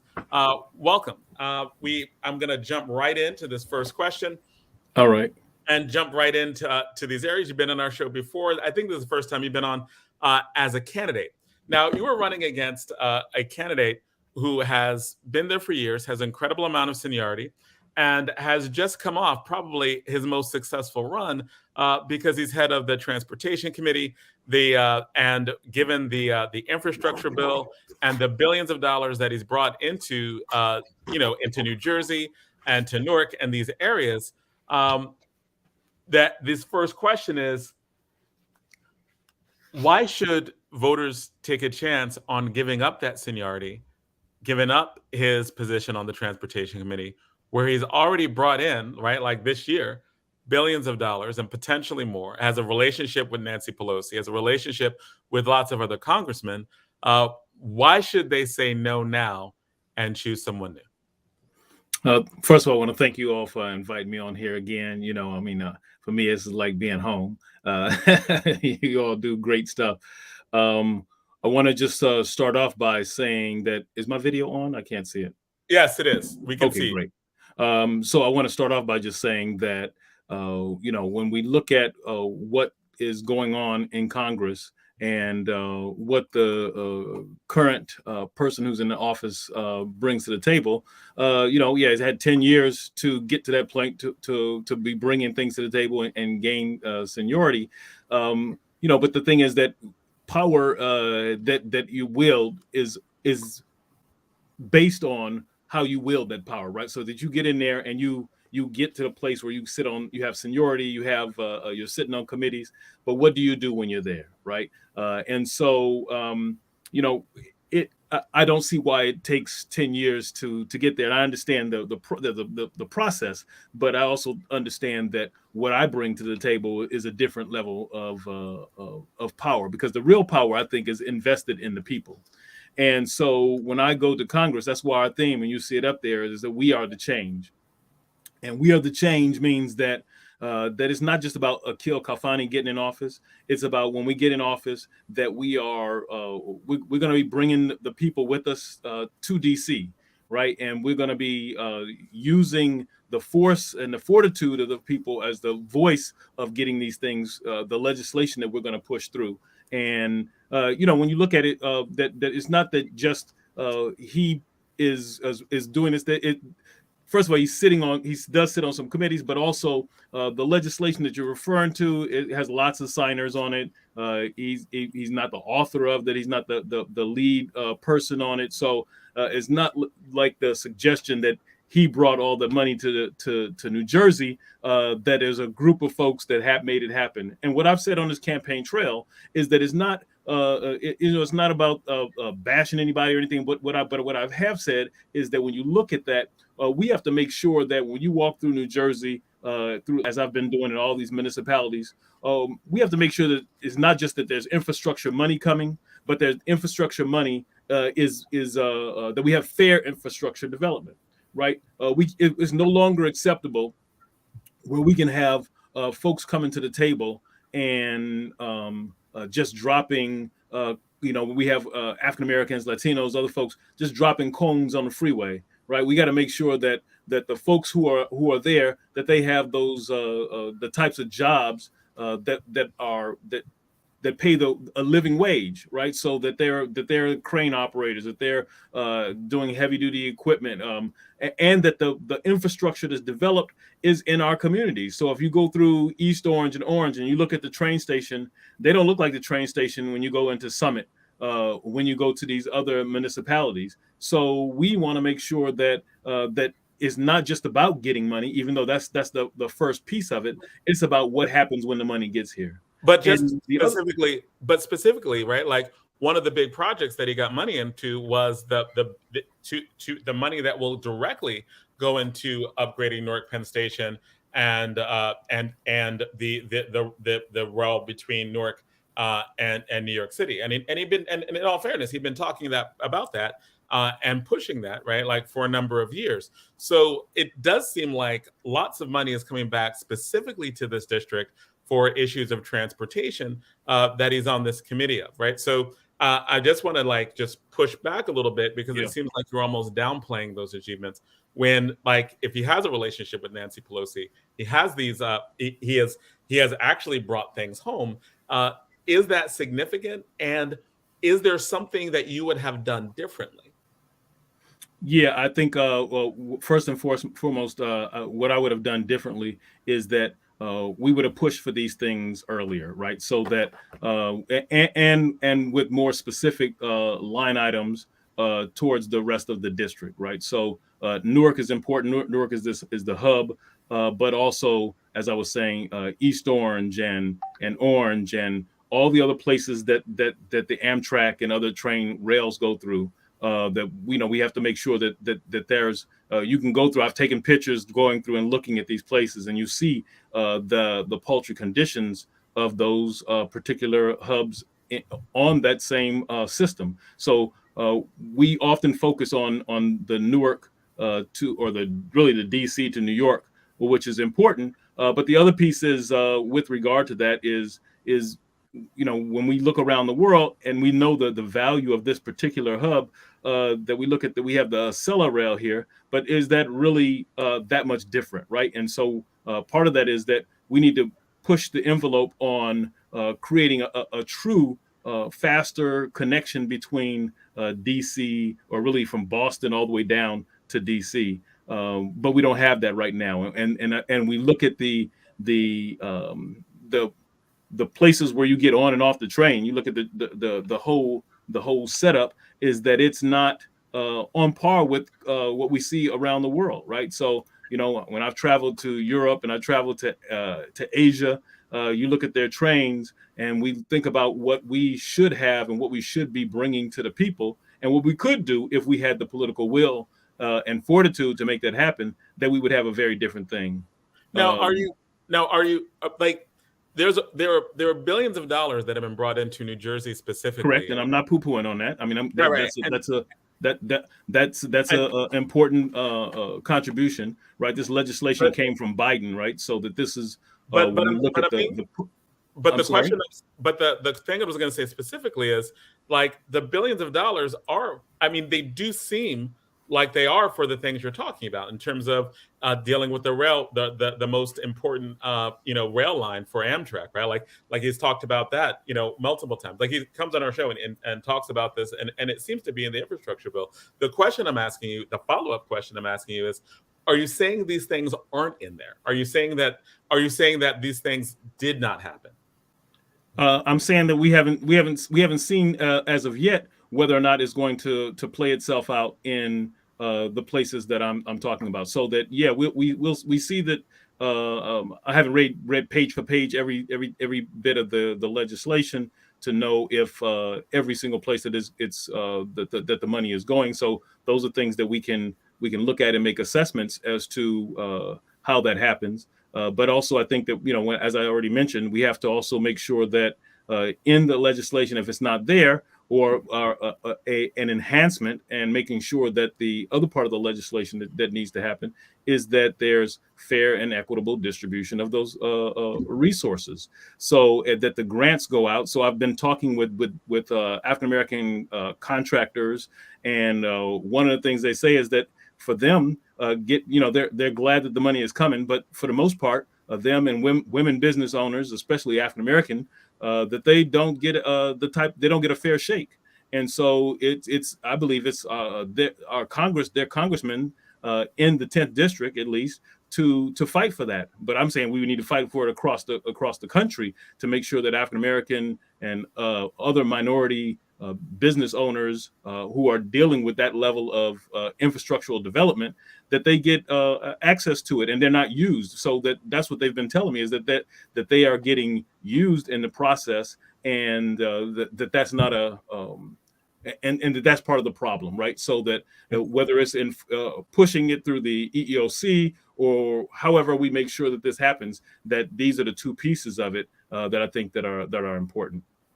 So, Donna or Azai, do you have a follow-up for that one before we move on to the next one? I know we're coming very short on time. Zaid? I'm going to ask a totally different question.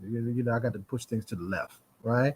I have a concern about our Congressional Black Caucus and its relationship to the Progressive Caucus, its relationship to the Squad, right? I think we should be growing the Squad politically. What do you think about this internal divide within our ranks that needs to be bridged, and how do we energize the whole notion of the direction of the party towards the left, towards those fresh new voices and forces that are representing something different, that as far as I'm concerned, represents a better future in terms of where we're at, as opposed to this whole thing where we're getting, I'm going to say, and I'm trying to be polite, stuck in the center in the old ways of doing things, and those old ways are seeing the Democratic Party move to the right and becoming the liberal face of corporations, just literally just dominating and taking over the electoral process, and minimizing real grassroots community voices from coming in the way, like your voice is trying to come in. Yeah. So thanks for that question. And when you look at the progressive agenda, you all know me. That's where I sit, right? Is that our push is for progressive politics, but also in politics that we're able to have conversations across the road, because it's one thing to come into Congress and to say you're going to do X, Y, and Z, but if you can't actually get anything done, then you've wasted that space. So we've got to have progressive, strong voices. And I'm a sociologist, and I've been studying social problems for the last 20 plus years, and I've been teaching at Essex County College and elsewhere for at least 20 years. And my thing is that now let's move this analysis, this study. The book I wrote, The Hidden Debate, looks at affirmative action in South Africa and the United States. Moving these types of analyses to a policy level, and moving that agenda, doing the grassroots work I've been doing, bringing that to bear, so that we can push the Congressional Black Caucus to itself to be a more progressive, more understanding of the needs, the desires, the concerns of the youth, of this energy that's coming to the table to create new spaces. And it's one thing to be there and to talk about legacy, but it's another thing to talk about the global problems around the world, and how we're affected by them, and how we can effectuate change through our participation. So my thing is that we've got to see that we have agency, and that agency doesn't rest with any one person. It rests within the people, and the people are the ones that actually have the power of the voice to do the things that you're talking about. I appreciate the questions, Zaid, and I appreciate the response. But along those same lines, Congresswoman Jayapal is the chair of the House Progressive Caucus. She is the leader of or leads that wing that Zaid's talking about in terms of the squad. Congressman Payne has almost an identical record to her, and the chair of the House Progressive Squad endorsed Donald Payne. Isn't he already left, right? Isn't he already, like, his voting record says he's part of that. Congresswoman Jayapal endorsed him. How would you be more progressive than the current congressman we have? I mean, so that I think if you look at what he's done, I mean, I don't necessarily suggest that his politics are as progressive as you're suggesting, but I think that when we look at her endorsement of him, that her endorsement covers the issues I'm talking about as well. So immigration, but I mean, if we look at equality, and I have an extensive record on dealing with equality or equity, and whether it's LGBT rights or fighting for women, that all these things are part and parcel of what I've been doing outside of politics. And so, at some point in time, we have to create space for other folks to come in and begin to raise those questions, to create the space for dialogues across the room that maybe haven't happened yet. So you're suggesting that, or you're saying that he was endorsed, and what does that amount to, right? I've been working in the African, the Haitian community. I've been talking with and working with folks in the suburbs, and finding out what how we bridge this gap in Essex County between the urban and the suburban community, right? Because now we have lots of new suburban municipalities, Caldwell and Essex Fells and Verona. All of these are part and parcel of where we are with this whole thing. And so we've got to think broadly about how that plays itself out. And when we're talking about progressive politics, is one thing to have an endorsement, is another thing to be the one that leads the way, and that can lead the way in that. And so if we look at I'm sorry. But I was going to say, and again, this is just to really hone in on this point. His voting record is almost identical to the chair of the House Progressive Caucus. Where are you more to the left of him? I mean, he supports everything you said you support. He supports, right? Like where, and unless there's where is the area where you think that he is too middle of the road, right? Because I know that there's a lot of controversy with the overall Congressional Black Caucus, and there are many members in the South, many members in different places that are not in the same place. Yeah. But when you're dealing with specific progressive policies and having a voting record that is identical to the chair of the most progressive wing of the Democratic Party, where are you further left, and how would you get anything further left done? I don't think that. I think that's the wrong question, right? So I don't think the question is about being further left. I think the question and the answer is about how do we get more done, and how are we able to do those things, right? So I'm a consensus builder, right? So I've been working to build consensus across this country. I've developed. I've been traveling around the world building consensus. People call me from South Korea to Burkina Faso to come and help build consensus.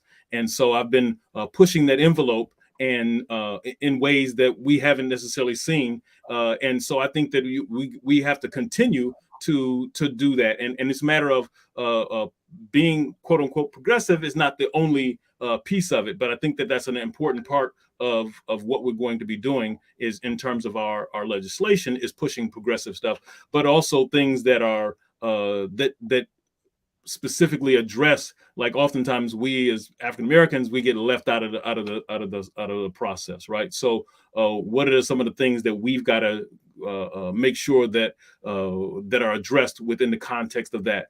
And I think that we haven't seen those kinds of things pushed forward in that way.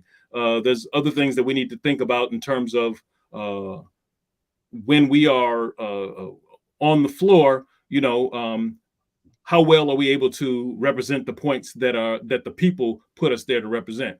And I come in as a seasoned educator, and I plan to bring those skill sets to the table to be able to argue vociferously for the things that are important to the folks in the 10th district. Okay, thank you so much. I know that we are just about out of time, but I do want to ask you. That question we ask everybody, right? Who's your, like we already got last time you were on, who's your favorite hip hop artist, individual or group? Who you're rocking with now, or what song best represents your campaign? Yeah, it's interesting. I want to say is my favorite, but I've been listening to and been trying to come to understanding with it. But Kendrick Lamar's new album is an interesting album, and I think that it merits some attention. I don't agree with everything he said, but I think that he, like I, is pushing the envelope on how we should be thinking about and bringing challenges to what's going on. He addresses an important thing in our community right now, dealing with a mental illness and with dealing with the stresses. And so we face so much trauma. We need to think about how do we come up with solutions for facing the traumas that we face. And I think that his whole new album addresses that. And I think we need to have more people who are willing to come to the table to address it. Okay, thank you so much, man. I definitely appreciate it. Appreciate you coming on. We are still waiting for our next candidate to come in. Can I say one last thing before I get out of here? Sure, absolutely. Yeah, so I just want to say that I want to thank you all for inviting me, and I want to say that that I'm asking people for their vote on June 7th. June 7th is that primary, and we want to make sure that we have the opportunity to help people to bring their voices to the table. And I plan to do that by bringing in, so we're going to have regular roundtables in the 10th Congressional District. We're going to have places where we're going to have, and that's for the mayors. I'm going to have a lot of other things that we're pushing to do, and those are going to be important places for folks to check us out. And they can go to our website at www.akilkhalfani.com to check us out.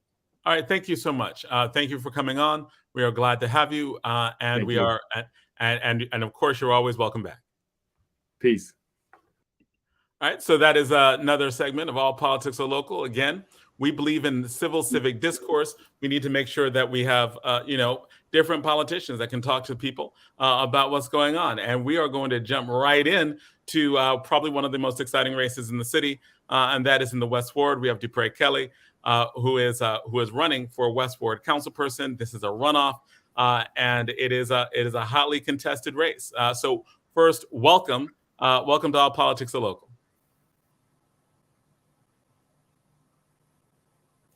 Do your music. Kelly, I believe you're muted. Hello, can you hear us? I don't think he can hear us. Mr. Kelly? He went in and was coming back out, so he couldn't hear us. Okay. He had that problem last time too. Yeah. Okay. But we are always honored to have him on the show. There are always different levels of technical difficulties that always come up. And while we're having the station break, so to be clear, June 7th is the primary race, and June 14th is the Newark runoff race. So we have to keep saying that so people will remind. That is true, because I didn't fully realize that there were these back to back. I thought they were all on the same day. Okay. So, Mr. Kelly, are you there? Can you hear us? He's muted. I don't think he. After this, I think he's. All right, take your mute off. We can't hear you. Yeah, you're right now. You're on mute. We can't hear you. Yeah, right now we still can't hear you. You're on mute. Can you hear us? I think that maybe you can. Your actual phone. Our thing is telling us that you're actually muted on your end. Yeah, it's showing. Yeah. Exactly. Yeah, our stuff is showing that you're actually muted on your end. You have to unmute yourself. Like we can't hear you right now. And this is. Can you hear me? There you go. There Hello, you go. can you hear us now? There you go. Can you hear me? Can you hear me? Yes, Loud and clear. All right, welcome. You guys are real choppy, but I can hear a little bit. Okay. All right, cool. Let me know if you don't hear. We're gonna jump. I know we don't have much time, so we're gonna jump right into it. This first question. Can you still hear me? Can you hear me? You're very, very choppy, actually. Say it again. Now, Zaid, can you hear me well? I can hear you well. So, so Okay. maybe So, Dupré, Mr. you Kelly, should sign in and find out. Maybe. Dupré, can you exit and then come back? Sometimes that works. Yeah. So exit the virtual studio, then come back in. Because that works a lot, right? Okay. But So, I grew up in the Westward, so I'm loving the Westward competitiveness of the Westward race. Yes, a lot of it's serious. Which street, Jonathan? I'm sorry, West End Avenue. I used to live on West End, 77 West End Avenue. That's why Oh, my grandmother lived at 84. We lived close to the 18th Avenue, West End Avenue. all right. And So Avenue. Oh, wow. when I went to Mount Vernon Elementary School, I would always go up. I would walk right past there, go up 18th Avenue, cut across Stuyvesant Avenue, go all the way up, walk up to Ivy Hill Elementary School. I spent my summers at Dairy Queen and McDonald's. From one end of the block to the other. One side and the other. So you were hung out there too. So we're all Westwarders here. Yeah, I say that with my godmother during the summers. Yeah. Mm-hmm. Nice. So, Dupré Kelly, are you here? Are you with us? Can you hear us? Back, can you hear me? We can hear you. Can you hear me? Us. Yeah. I hear you. All right, good. So we're gonna just jump in with this. Yeah, we can hear you. We can hear you actually well. Are we choppy or can you hear us clear? Mic check 1, 2. How you do? Let me do it. Can you hear us clearly? Hello. Hi, can you hear us clearly? You can't hear us. You sound like underwater. Oh man. Okay, so you might just be in a bad. Sounds like you underwater. If you guys can hear me. We can hear you clearly. You just can't hear us. So it looks like you're in a car. Is it possible you can move to a different location? I can hear you. Oh, good. Now, all right. Okay. You can hear us well? All right, great. So we're just going to jump right into it. Can you? Oh, you might want to go back to where you were. Oh, man. Okay. That's tough service. All right. So, but you can hear us now, right? You're clear now. Now he's frozen. Oh, now you're frozen. Oh, you know what, Jonathan? Maybe he should come out, take the video off, and just do the. Maybe that might help. You know how you tell people. Sometimes it works if you cut the video off. Yeah, that's and it right. might be better. That is true. All right, can you hear us now better? Can you hear me now? We can hear you well. Can you hear us? Can you hear me? Yes. Yes, we can sir. hear you well. I hear you clear. All right, let's perfect. go. Let's All ride. right, so jumping right into I hear you. I hear you clear now. We can hear the sirens. All right, yes. All right. How you guys doing today, man? Finally. We're good. But we know you don't have much time, so we're going to jump right into it.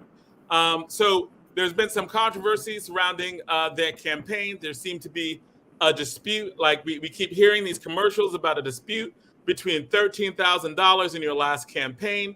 So the question I have is, if you're running for council and have discrepancies with money, why should people in the Westward trust you, especially since you're running to replace a man who was disgraced based on money? So there's this $13,000.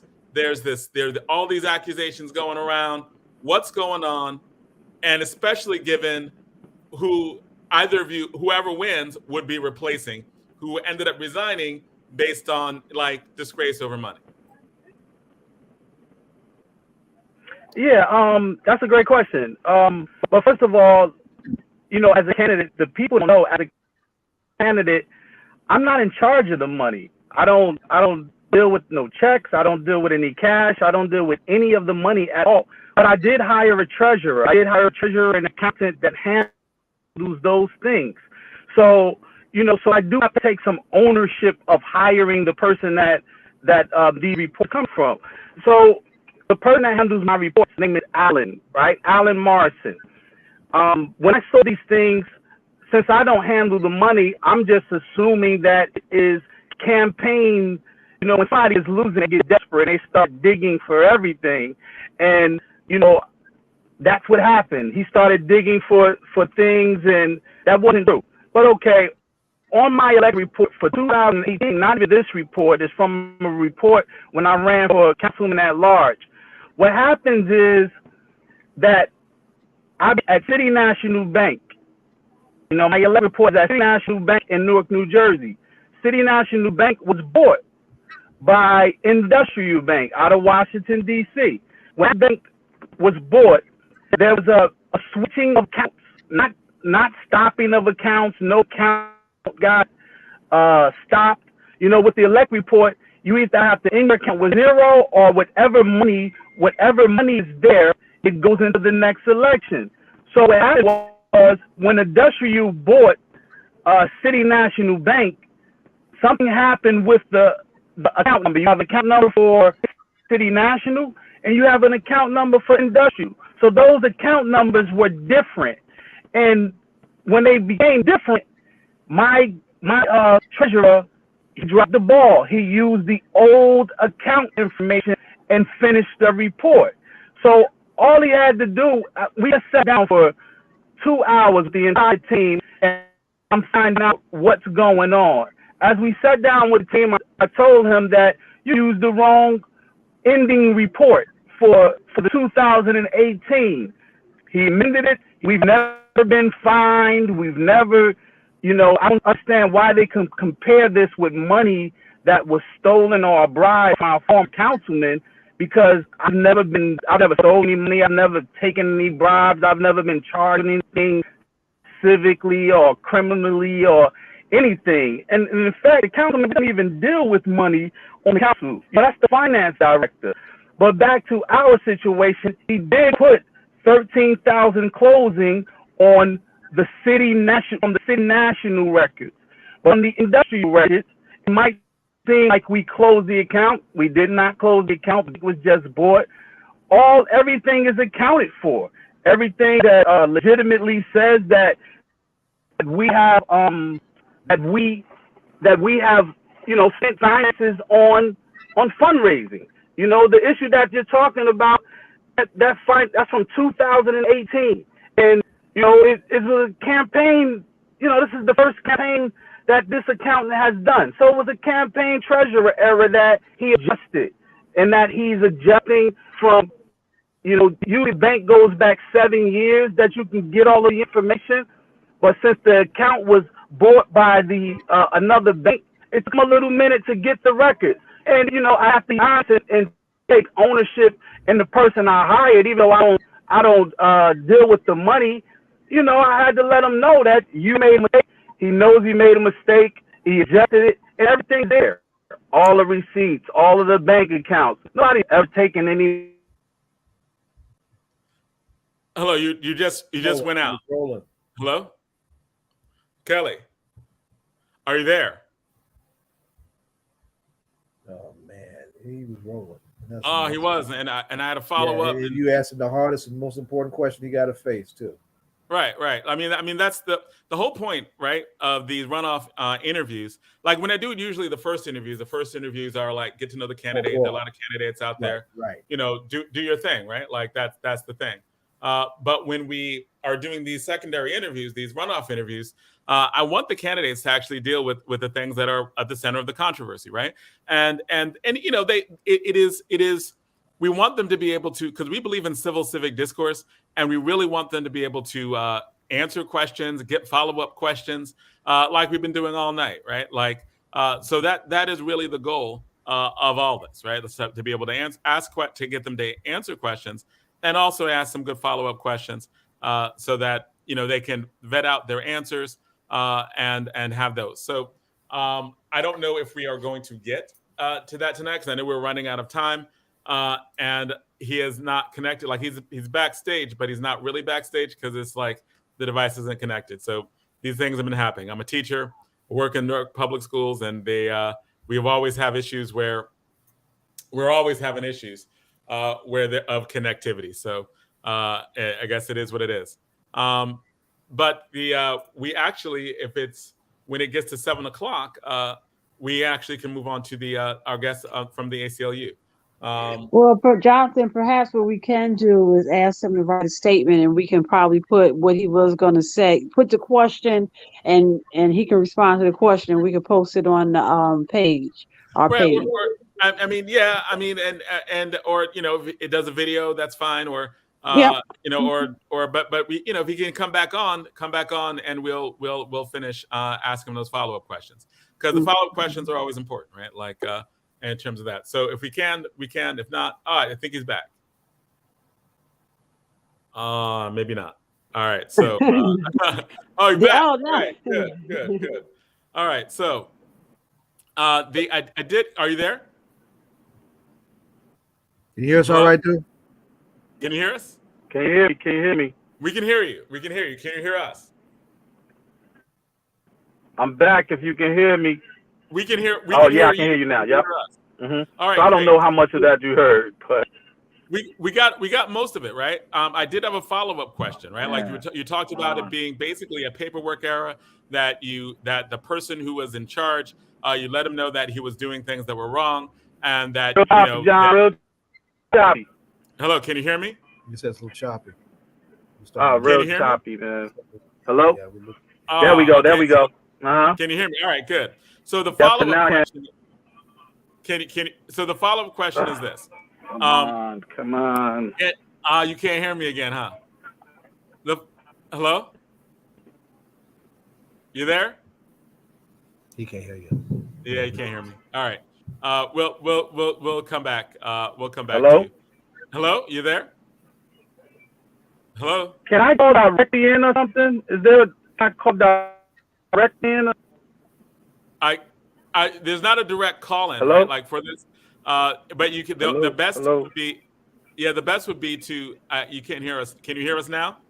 Oh man, this is crazy. Yeah, because we can hear you. We can hear what you're saying, but you cannot hear us. I think that I'm trying to go back out and come back in, guys. It sounds like underwater again. Yes, try to come back out and come back in.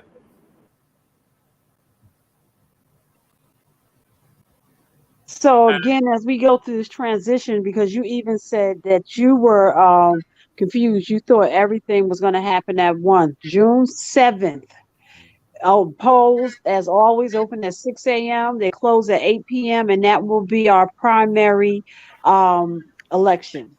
The June 7th, June 14th, the following Tuesday, will be the Newark runoff race. Polls again 6 a.m. to 8 p.m. So people, we got work to do. Mark your calendars. You have to get out and vote. And the city of Newark y'all got a lot of work to do. Miss Don, I got a question. Is there early voting? Can folks do that too, like they did before? Early vote is yes. I'm sure you can. That's a part of the voting process now. So yes, you can go down to the Board of Ed and vote. Yes, you can. Okay, I think we're going to have to. Go on to the next segment because there's still not a connection. It's back screen, but there's not a connection.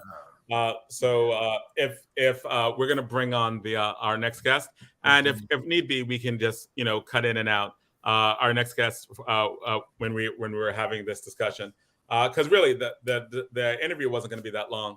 And anyway, we're going to ask those questions, some follow-ups, and come through the rest of it. But those are things that happen, and if worse comes to worse, he can come back next week to finish. So you got one more week before. That's right. Yeah. Yep. Absolutely. Yes, Absolutely. All right. So we have cool. And we have two guests, right? We have we have a guest and a friend. We always first I wanted to say welcome Hakeem Green. You are an artist, an incredible hip hop artist. Thank you. That we respect deeply, and he is prolific and is important actually to the city of Newark, right? Like in terms of basically like a cultural ambassador. You're really like a cultural ambassador to the city of Newark. But we also I've told Hakeem that we also want to get him on other parts of the show other than parts that talk about hip hop, because he has lots of political views. I do believe that we have Dupré Kelly back, so I'm going to try one more time. Hi, Jim Sullivan, ACLU. What you're talking about is important. We're going to try to get the candidate on and see if we can do this. Dupré, we can get you on now. That's fine. If not, if this doesn't work, we can have you back on next week to finish this up. So are you back? Are you good? Can you hear us, dude? Can you hear us? You hear me? We can hear you. Can you hear us? Hello. We can hear you. Can you hear us? You can't. All right, Mr. Kelly, we're gonna have you back on next week, and we'll just try to schedule it for next week. It could just be 15 minutes. We can finish the interview, and we'll do it that way. Can you hear us? All right. We'll just have you back next week, because I know that sometimes it just it is hard to get through. But thank you. We need a better microphone. And I know I just upgraded to my iPhone. I had an XR. Not you. I'm talking about I do. No. It's probably just the area, right? It's probably just the area that you're in at any given time. Yeah. All right. So that said, so we have had two hip hop legends on at the same time. Do it all, right? With Green, and talking about politics with both of them. So hip hop has grown up, right? Like it's grown up. It's for real. Right, but definitely. So, Jim Sullivan. Well, actually, Zaid, you are better at the introduction of this. I know that this is near and dear to you. You've talked about this a lot. You've talked about the editorial that was written quite often, and the sentiment of that editorial. Can you just give us an introduction to this segment? George Floyd's second anniversary was just a couple days ago. When the first anniversary came around, we had some strong op-eds that came out and said, yes, folks are, remembering George Floyd, but in terms of actually putting things in place to prevent George Floyd from happening, it ain't happening in Jersey. Second anniversary just came around, and this same legislature still hasn't done a damn thing to prevent George Floyd from happening here in New Jersey. One of the voices of one of those op-eds was this young man right here, who joined the ranks of the ACLU a little bit. And it's a reflection of some of the healthy change that is happening with the ACLU. Let me say what I mean. There is a increased inclusiveness happening with the ACLU locally and nationally. And there's an increased interest with being more about community engagement, having a community organizing component to the policy-driven dimension of this work. This young man reflects that on several respects. Y'all know I currently work very closely and directly with Sarah Fajardo, and Sarah had to go on maternity leave, and everybody, well, who's gonna come in for Sarah? Well, we got a young tough kid who's a good labor organizer too, who has no problems getting in the street and putting pressure on folks who need to have some pressure put on their behinds. And I would dare say that this state legislature needs to have some pressure put on their behinds. So, Jim Sullivan, welcome to the welcome to All Politics Are Local. This is your first time with us. Come in and bang. Well, thanks, Zaid. Thanks, Jonathan, and thanks, Donna. It's a pleasure to be on the show. Really happy to be here. And, I can start by talking about the op-ed. And, when we first started, first off, before I talk about the op-ed, I would be remiss if I didn't mention my co-author of the op-ed, Karen Thompson, who's one of the best attorneys in the state. That's right. And unfortunately, she couldn't be here tonight, but she was my co-author on this. So shout out to Karen for helping me write the op-ed.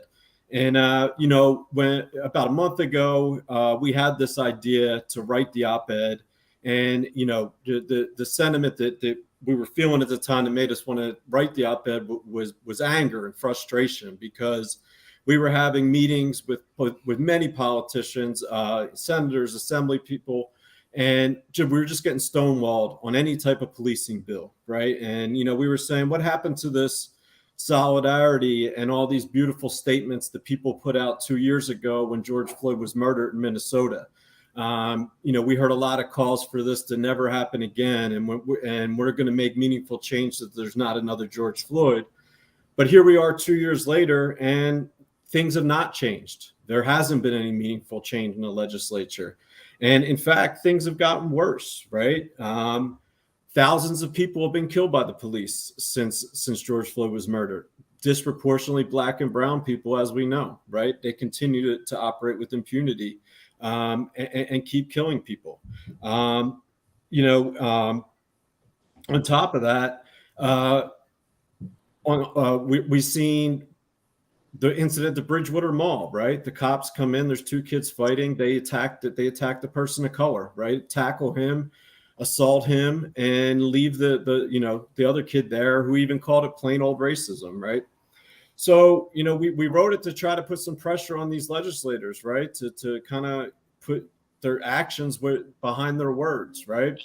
And in the midst of writing this op-ed, the horrible massacre in Buffalo happened, right? And we decided to change gears a little bit and, make the point and emphasize the point that, white supremacy, it bleeds through all of our systems, right? We have to acknowledge that we live in a country that's based on white supremacy, right? And the police are often the armed enforcement piece of white supremacy, right? And when they're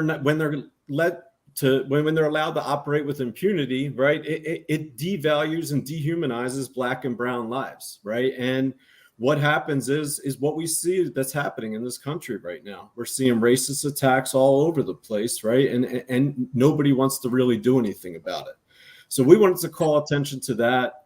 We wanted to call attention to there's 3 major bills in the legislature that could make real change right now. We want full police transparency, right? We've been fighting. This bill's been stalled for months, right? And it's crazy to me, right? The PBA, they come out and say we do not and will not protect bad cops, but at the same time we're against police transparency. That makes no damn sense, right? To me, what are they trying to hide, right? When an incident of police violence happens, what is the first thing the cops do all the time?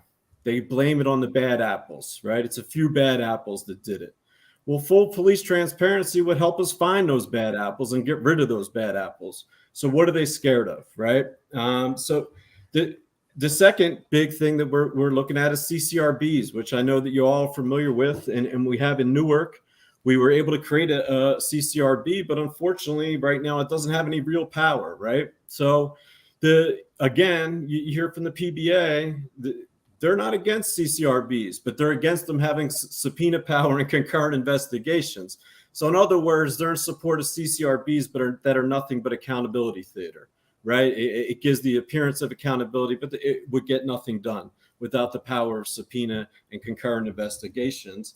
And lastly, qualified immunity, right? Qualified immunity is a pretty obscene, law that shields cops from any type of civil lawsuits, right? Even if they use excessive force and violate people's civil rights, they still are immune from civil lawsuits, which again, allows them to act with impunity.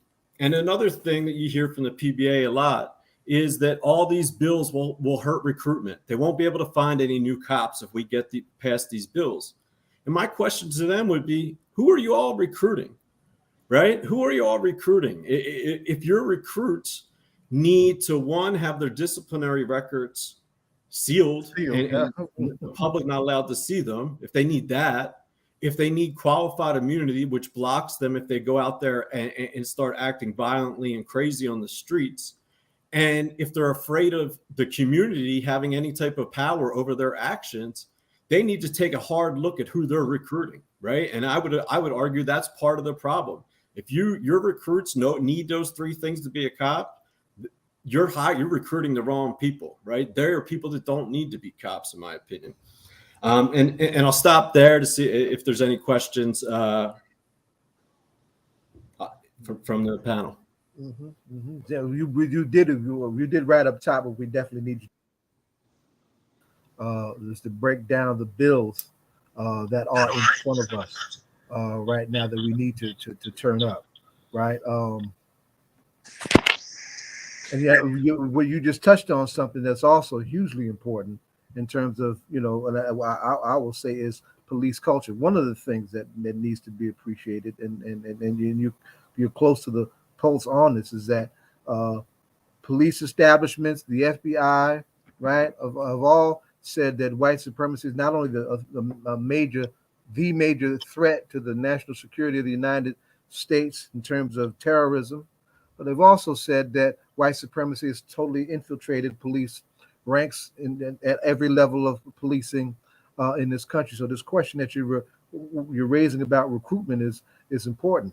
I work with a program called Trauma to Trust with Equal Justice USA that has police officers sitting down with the community on questions of accountability that makes it, the police really have to sit down and listen to their people. And one of the things that needs to be real clear is that one of the reasons why folks do not want to be police officers, particularly black and brown people, because they don't want to be associated with all this racist bullshit, right? Straight up, right? They don't want to be affiliated with something with all of this ugly, racist, terroristic baggage that these folks do not want to let go of in terms of they're trying to maintain those protections and those privileges.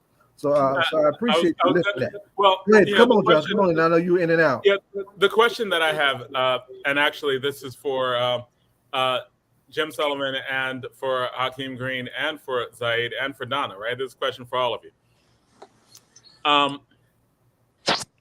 The majority, the people who are blocking the legislation are also possibly blocked to even conversation about the thing that is the thing, as in talking about white supremacy straight up. Like you have Westfield that doesn't even want race taught in schools. And if you don't ban Toni Morrison. Right, they ban Toni. What does a black woman have to do, right? She wins a Nobel Prize for literature, but no, your kids can't read her. She's a Nobel laureate, right?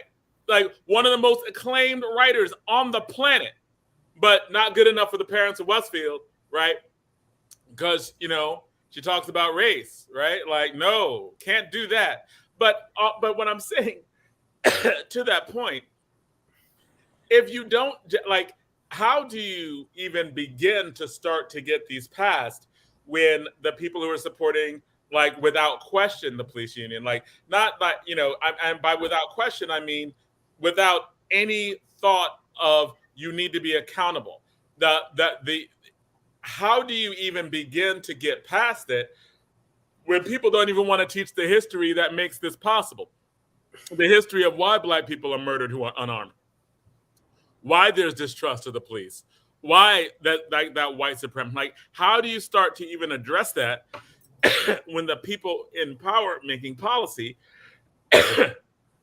don't even, they will actively protest against even having the starting conversation about white supremacy? Yeah, I can start if that's okay. Yeah, so I think for me is, first let's address who's opposing this, right? It's the police lobby, right? The PBA and the FOP. They have an unbelievable influence on the legislature right now. I did a talk last night where we really got into this, right? Their influence on the legislature is crazy, right? And to your point of how do we get past that, right? How do we get past that? Not only, the amount of money that they have, but the institutional power that they have, right? And for me, the answer is organize, organize, organize, right? And I'll get a little bit more specific on that, right? So, they have, like I said, they have all the money, they have all the institutional power, but what we have is the people, right? And if we do the right job of organizing, I believe that we can begin to take them on. And the way that we do that is, I think that we have a coalition that's active in the state right now, New Jerseyans for Accountable Policing, NJCAP. And I think that is the seed of a coalition that could potentially take on the PBA and FOP power. And I'll tell you how. Can you break that down? What is this coalition, and why is this Why is this particular coalition particularly important? Yeah, NJCAP is a coalition of statewide organizations that are, committed to getting police reform passed in the state. We do a whole bunch of things. We are engaged in actions, political lobbying, and really anything that we can to push the agenda forward. But I think that we can actually do more, right? And what I mean by that is that we need to build out, right? First, I think that we need to have, buy-in from as many organizations in the state as we can, right? And that's hard work, but we need to map out all the organizations in the state that aren't in NJCAP yet and try to get them in there, right? After we do that, I think that we need to come up with a clear structure and a plan of decision-making, right? So that we can keep building out. Once we have those organizations in place, we can start to actually organize in our communities, right? And what I've found in my experience in labor organizing that I think would be just as effective in community and criminal justice organizing is getting out into the community and talking to our community members face to face, right? These issues, people in the community know these issues better than anybody, right? But many times, a lot of them, and I was one of them at one point, I didn't know how to get involved, right? I cared deeply about these issues, but didn't know how to get involved. And I think that we need just for clarification, right? Like if Newark already feels a certain way about this, right? Like when you're saying that, get out in the community. Newark wants a CCRB. I mean, most of the politicians in Newark want a CCRB. You ask the people in Newark, they're like, yeah, like, and there have been changes that have been made locally, right? Like there have been a lot of policing changes that have been made locally, but we can't get nothing done in the state. Like you're saying, talk locally, but that's already happening. What is the difference between this coalition and the communities that are already set? Yeah. Like Newark is of an accord, and Zayed, correct me if I'm wrong, and Donna, correct me if I'm wrong, but I think Newark, East Orange, Irvington, I think they're of one accord on this. What coalition type? What coalition are you talking about? No, that's a great question, and I'll clarify. Right, I am not suggesting by any means. Right, there is unbelievable organizing going on in Newark, Camden, all over the state. What I'm suggesting is that we connect all those communities that are doing this great organizing together, so that we can strategize and coordinate and hit the districts that we need to get state legislature passed. Right. So, for instance, right, say we're talking about CCRBs and we have all the legislators in Newark, lined up. They're good. We know they're good.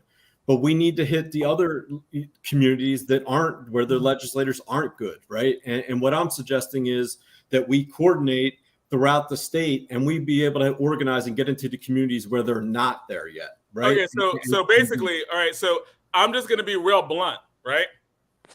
Are you talking about organizing the white people? I am. I mean, is that what you're saying? Like, there are certain places, right, where the white people are not really there yet. I mean, yes and no. Let me get some backgrounds important here. We lost our powers in court.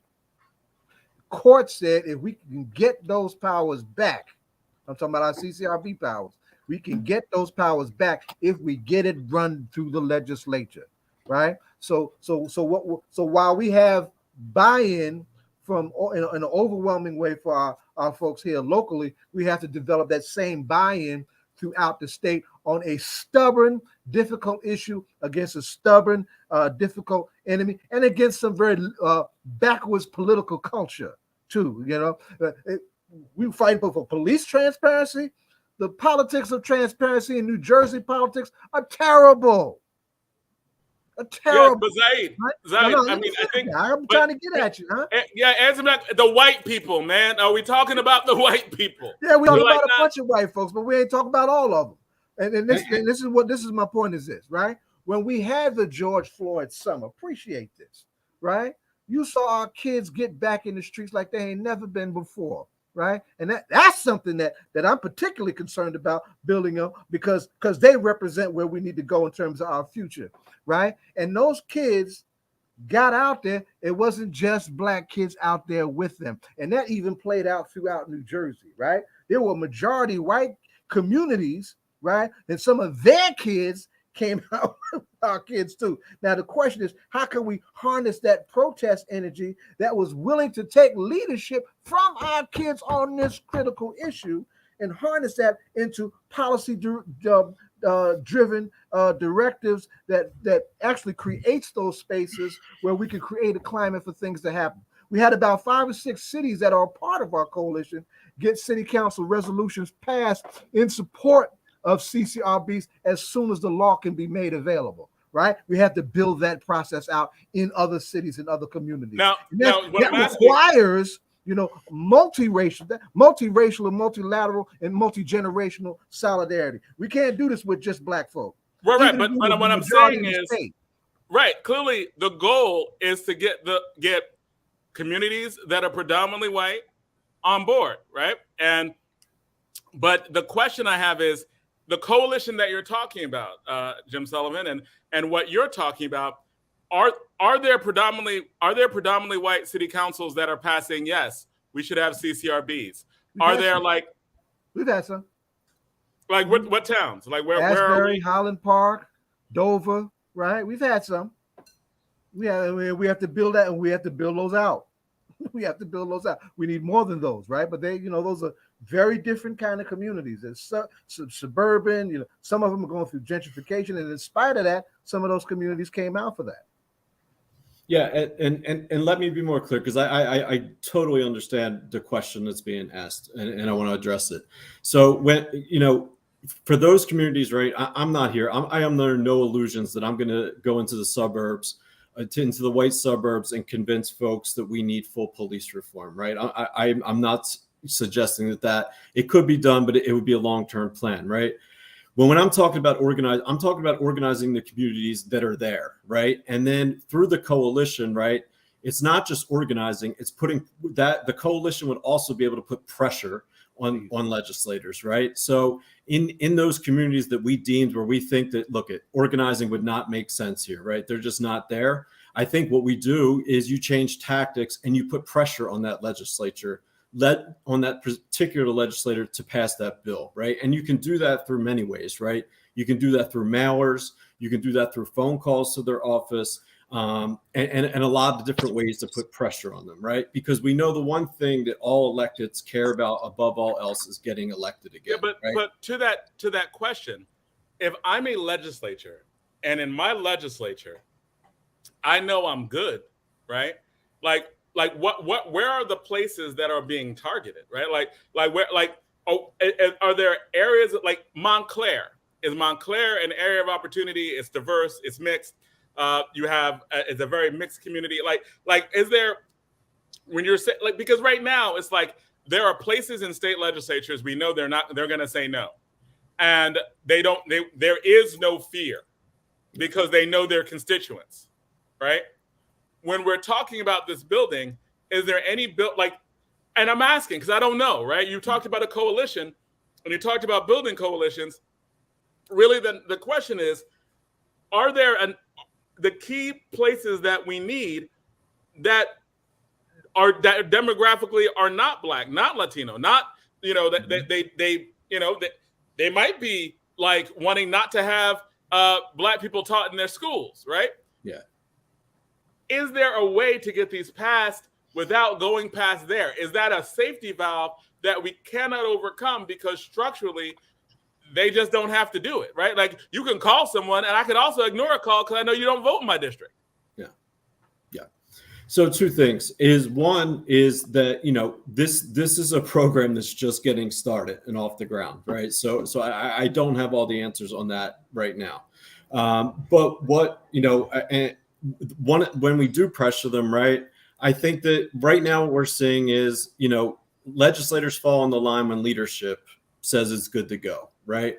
So, those, if we can't particularly target, if someone's in an unbelievably safe district, it's a predominantly white district, and we don't think we're going to move them, then I think that we go after leadership, right? The leadership can have those folks fall in line. And like I said, we're at the beginning of this project. And I think that it's a great question. It's something that we're going to have to figure out along the lines, right? I don't have all the answers now, but I do know that we need to build up the forces that can at least take on the PBA and FOP. You know what I mean? We need to at least be able to debate them, right? And become the counterpoint to them first while we're building power. But I'm under no illusions. I don't have 100% the right answer on how we're going to get white folks there, but I think that, you know, organizing and putting pressure on their legislators is the first step. And if that doesn't work, then we find a new route.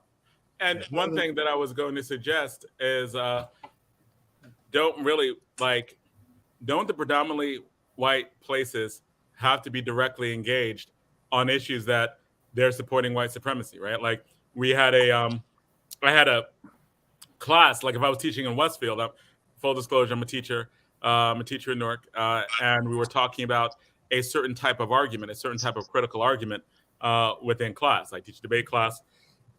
And the example that I used was like, in many of your churches, Jesus is white. Why is that? And do you object to the blatant white supremacy? Because we all know it's a lie. We all know it's not true. It's not like we don't know that this is racist as hell, right? This is white supremacy. You're teaching people that God is white. That's false. It's in your church. Some of you go to these churches, right, that have like this white Jesus. Do you confront the pastor? Do you refuse, right? Like, what do you do when you know you're confronted with a white supremacist lie? And they had to think about it. They had to, you know, there's either one pushback or not. And these are things that are just obvious, right? Like, no, Jesus was not white. We know this. This is not rocket science. This is not controversial. We know it, but we do it and we take it for granted. Don't we need to like, isn't there some like level of engagement that just needs to be like, why are you supporting the murder of Black people? Yeah. And that's what Jim is raising, right? Everything that Jim raised speaks squarely to that. We have to build up our capacity to actually implement what he's talking about, right? And the other thing is this, right? We've got, you know, the other thing is that we don't need to win everybody over. We just need to win a majority of people over, right? Everybody is not committed to white supremacy out of the ranks of white folks. That's why we saw that explosion of white folks with Black kids and Black kids in the front, with Black women in the front. That's what the George Floyd summer looked like, right?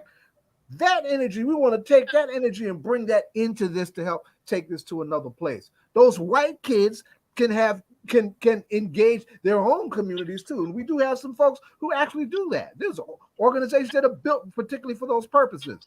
In the reparations movement, listen to this, right? And there's another place where we're seeing these conversations happen.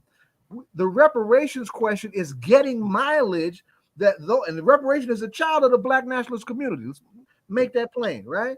It's getting mileage in white communities like we have never seen before as a consequence of this stuff. And it's coming through conversations, running through clergy relationships, right? So there are a lot of places to go with this. I believe in our youth a lot, right? Even in their immaturity and frustration and not wanting to get into the nasty of the nitty gritty of dealing with the bullshit electoral politics.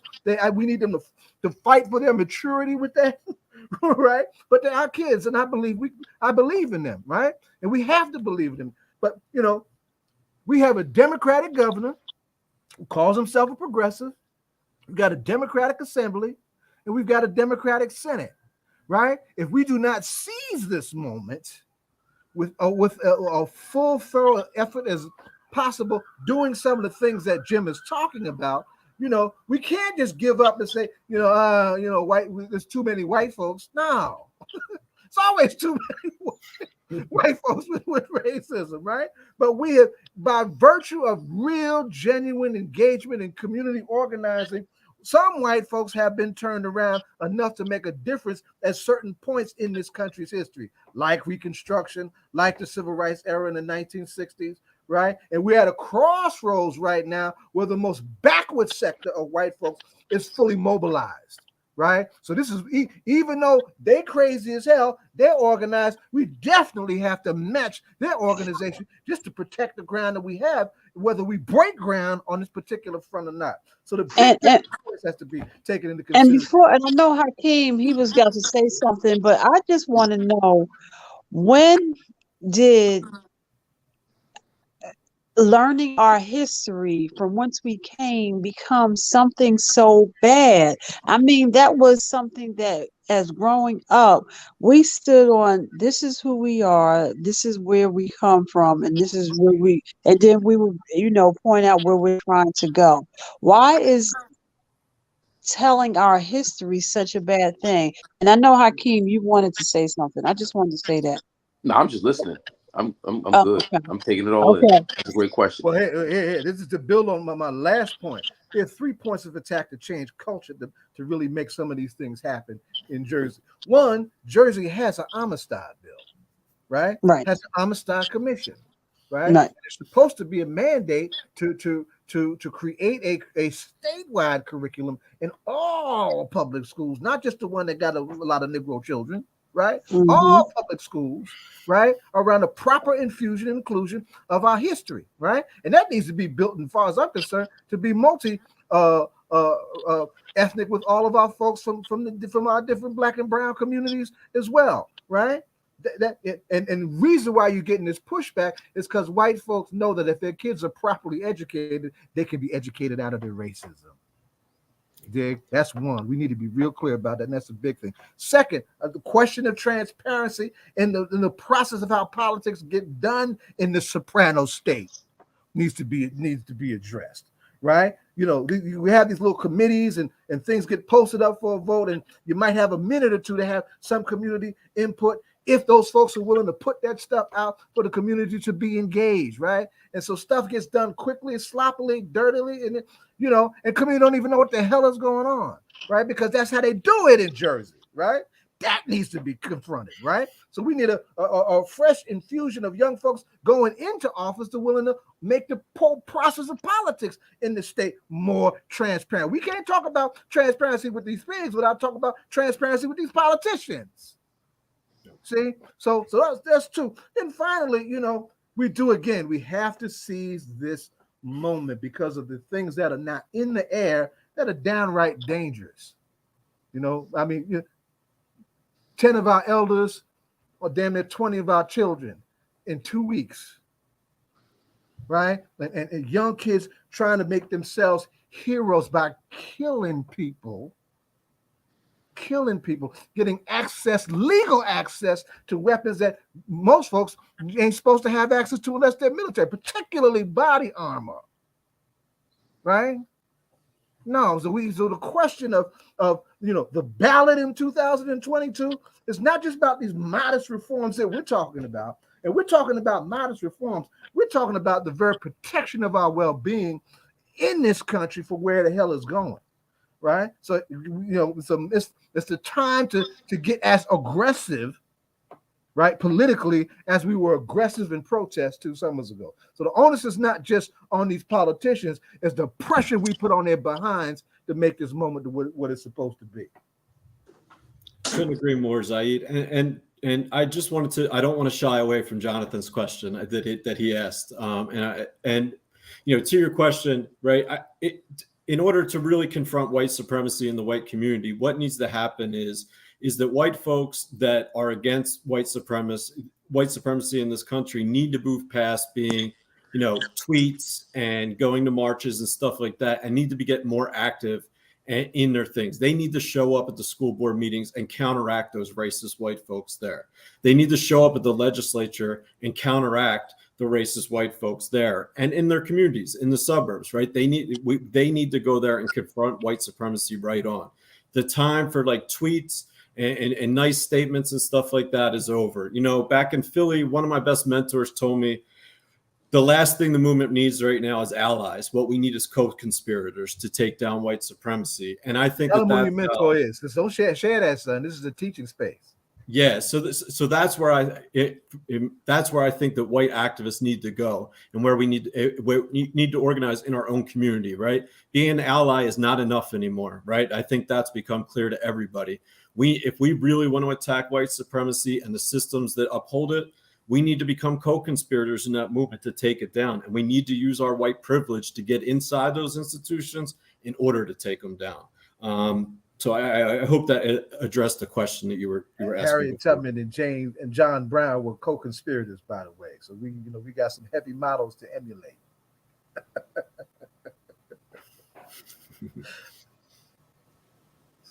So I'm glad we're here. Y'all don't got quiet now. We need some more questions.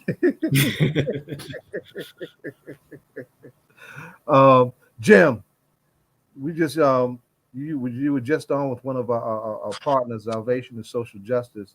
Why don't you highlight some of the partners that we do have in the coalition who are doing good work, and we're trying to broaden our base out, beyond what they're doing. Yeah, I mean, shout out to Salvation and Social Justice. I mean, every time I get to meet with them, I'm inspired and come out energized. They had a really great event last night with a great panel. So we have Salvation and Social Justice. We have the New Jersey Institute for Social Justice that's out there. We have the Alliance. We have NCAP, NJCAP, and a multitude of other organizations, People's Organization for Progress. And I think there's even more organizations out there that we can loop in. But there are so many great people out there doing the work. And I have the faith that if we really do the hard work of organizing, getting together, and creating structures and building up, that we can succeed, right? I know what I said last night on the Salvation and Social Justice panel was that for a multitude of reasons, right now is a sort of depressing time for folks. But for me, I always have faith in the movement, right? That if we continue to struggle, there's something that Irish activists used to say, and in Irish it said "Chucky Arla," and what that roughly means is our day will come. And I truly believe in that if we continue to struggle every day for racial justice, for economic justice, and just collective liberation in this country, that our day will come. It might not be next week, it might not be next month, but it will come. And for the record, yes, you did answer the question quite directly, because really a lot of it comes down to, like, white people are going to have to deal with white people in a very brutal way, right? Yep. As in, you're going to have some tough conversations that it's like better conversations than the Civil War. Right. And when those Westfield parents go to the Westfield Board of Education, they need to be dealt with by Westfield parents who read books, right? Like, because clearly they don't read books. They're half literate, right? Or they think they're more literate than they are, even if they are business people, even if they are well educated. To think that a Nobel laureate should not be taught to your high school student, like, are you high? Right? Like high on white supremacy. Right, exactly. Absolutely. Like, how qualified does a Black woman need to be read to your children if a Nobel laureate isn't good enough? And not only that, they'll say they don't want it because of critical race theory, and then ask one of them what critical race theory is. Right. I still haven't heard any of them be able to explain it in any type of logical way, because they don't know. But I think we need to go beyond just saying you need to explain it, but tell them what they mean by it. You just don't want Black people taught in ways that make you uncomfortable. Because when you start dealing with actual history, you start crying. You start feeling bad. You want to be like rah-rah with history, but that means you don't want to deal with slavery and genocide. You don't want to deal with Jim Crow. You don't want to deal with the prison industrial complex. Those are things that are very real. They're very historical. You want to put you're like an ostrich. You're like a white ostrich. And they need to be called that, right? Put their head in the sand of history. That's a new one, Jonathan. Like, we got to do something with that. And if our kids don't learn those lessons and the real history of this country and what it was built on, we won't be able to get to the change that we need, right? And that's why I think that issue is so important, right? Well, right now it's a national security issue. Right now, them not knowing their history means they go get guns and start shooting Black people and think it's okay, right? Well, listen, the FBI has been telling us for years. Like, and the FBI ain't done a damn thing either, by the way, too. Right. We just got Sunday Kohli out of prison for 49 years. They can infiltrate and destroy our organizations when we stand up for justice. But, what about their stuff? Right? Complexion for the protection of the collection. Come on, baby. Come on, baby. Come on, man. Let that lyric ring. Let that lyric ring. Jonathan, you said that a little bit too low. Say that again, Hakeem.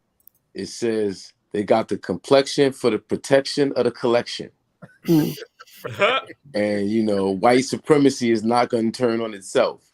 So, You know, and that's one of the realities. That's, you know, I hear where Jonathan's coming from, and Jim, you're not ducking the question, no doubt. But the reality of what that question actually means is brutal, like Jonathan said it is. It's like, it's really, really brutal. You know, like we talking about the front line and falling on the sword for your Black and brown comrades. Like for real, when the fit hit the shan, you know, you kind of really see what people's politics lay. That's right. Yeah, people don't want to run for the board in places like Westfield because they're actually getting death threats, right? Like, that's exactly it's frontline is real, right? They're getting actual death threats. But I know that we are out of time for this particular segment. Well, let me land it on a positive note. Hold up, though, John. Like, I want to land this. All right, because I'm all Mr. Doom and Gloom. Yeah. The NRA is rallying in Texas, right? But unlike before in all of their ugly racist rallying, and their claim on the of you know, just protecting the Second Amendment, and I'm very much a Second Amendment person. I'm a panther, right? They were surrounded by a sea of humanity, very loud, very vocal, very protested. We're not taking this mess from you crazy ass gun-toting white people. Y'all gonna stop allowing stuff to continue to happen, right? In your obsession, in your pathological obsession with guns and privilege, right? They were surrounded by Black, brown, and white folks, majority white folks, who are tired of, all of them are tired of their kids being killed by systems that will allow the conditions for that to continue to happen, where some of the answers to the question are literally right in our hands and right in our faces. That's the kind of organizing, base building, coalition that'll take us to where we want to go. And take the momentum. 40%, right? And as we transition, we see our DJ is on the show. And DJ Rhino, that means that you get to ask Mr. Sullivan the most important question of the evening. You muted, DJ. You muted. We can't hear you. You hear me now? Yes. All right. We basically just want to ask you who you listening to in hip hop right now, or who inspires you the most in hip hop. Great. I've been waiting all night for this question, so I'm going to give you a couple if that's all right. So right now, like many hip hop heads, I am stuck on Kendrick Lamar's new album. I think it's an instant classic, and you know I've been listening to it straight for like 2 weeks now. My second that I would give you, two artists that I listen to on the regular are Nipsey Hussle and Nas. Who I've been listening to for damn near my whole life now. And the third hip hop opinion I'll give you is I'm originally from Philadelphia, so I'm a little biased, but I think that Black Thought is perhaps the greatest MC of all time. Absolutely, yes. Definitely. Well, thank you. Definitely appreciate the answers. Also appreciate having you on our show. We know this is the first time, but it will not be the last time that you will be on. We love when the ACLU comes out. The work that you and your organization are doing is invaluable, right? In 2016, I became a card-carrying member of the ACLU, and it's a they hired a crazy field slave like me, so change is coming. Right. So we will definitely talk soon. So. Thank you. I enjoyed the conversation. Right on. Thank you again for having me on. I'll holler at you later. All right. So DJ Rhino, Hakeem Green, DJ Rhino, and the state of hip hop. Let's talk. Like I told you in the text, man, I don't really have nothing, man. After what's going on with what happened in Texas, and we still mourning, what happened in Buffalo. It's not really a whole lot to say in hip hop. It's not a whole lot to say, man. Wait a minute. Hold up. I want you to think about this. Okay. We just dealt with Biggie's anniversary. right? Biggie Right. ain't here, Right. right? Park ain't Right. here. Right. Nipsey ain't here. Right. How do we relate? How does hip hop relate why those brothers are not here? Now, how we dealing with this crazy stuff in Buffalo and Uvalde and whatnot? What say And you? actually, for DJ that, Rhino, you're the one who told me, right? Like you're the one who broke it down to me, and you're like, because I didn't even know, right? You're like, there are more hip hop artists dying now than at any time you have seen, right? Young right. artists, right? People on Rap the come up. artists. Rap Right? artists. Young Rap rap artists, right? rap artists. Because ain't no break dancers again being murdered. No graffiti artists are being murdered. Come on. DJs ain't being right. murdered across the That's right. country. We That's talking right. about rap music Rap artists. business. We're talking about people who've agreed The to rap be slaves to the corporate structure, Come on. pushing murder, death, kill. You push murder, death, kill. That's how you're gonna go out. You know, with the exception of Nipsey Hussle, but we know, you know, the conditions in LA, the gang culture, the rivalry, mental health, all of that. You know, we a lot of times we say, you know, what's wrong with hip hop, and we're not really looking at hip hop. We're just looking at, you know, people in the street or people doing crime, and we just label that hip hop because there's young people involved. And it's not really hip hop culture. So hip hop is doing well. Matter of fact, on August 26th, August 27th, hip hop is going to be doing 24 hours of peace, love, unity, and safely having fun in the great city of Newark, New Jersey. So, and this is what year, Akil? This will be number 13. Wow, how about 13? 12 or 13. Wow. Yeah, we started. And you know, actually, I read an article that, in fact, hip hop is speaking out to what's going on with, in the world today. So I just think, because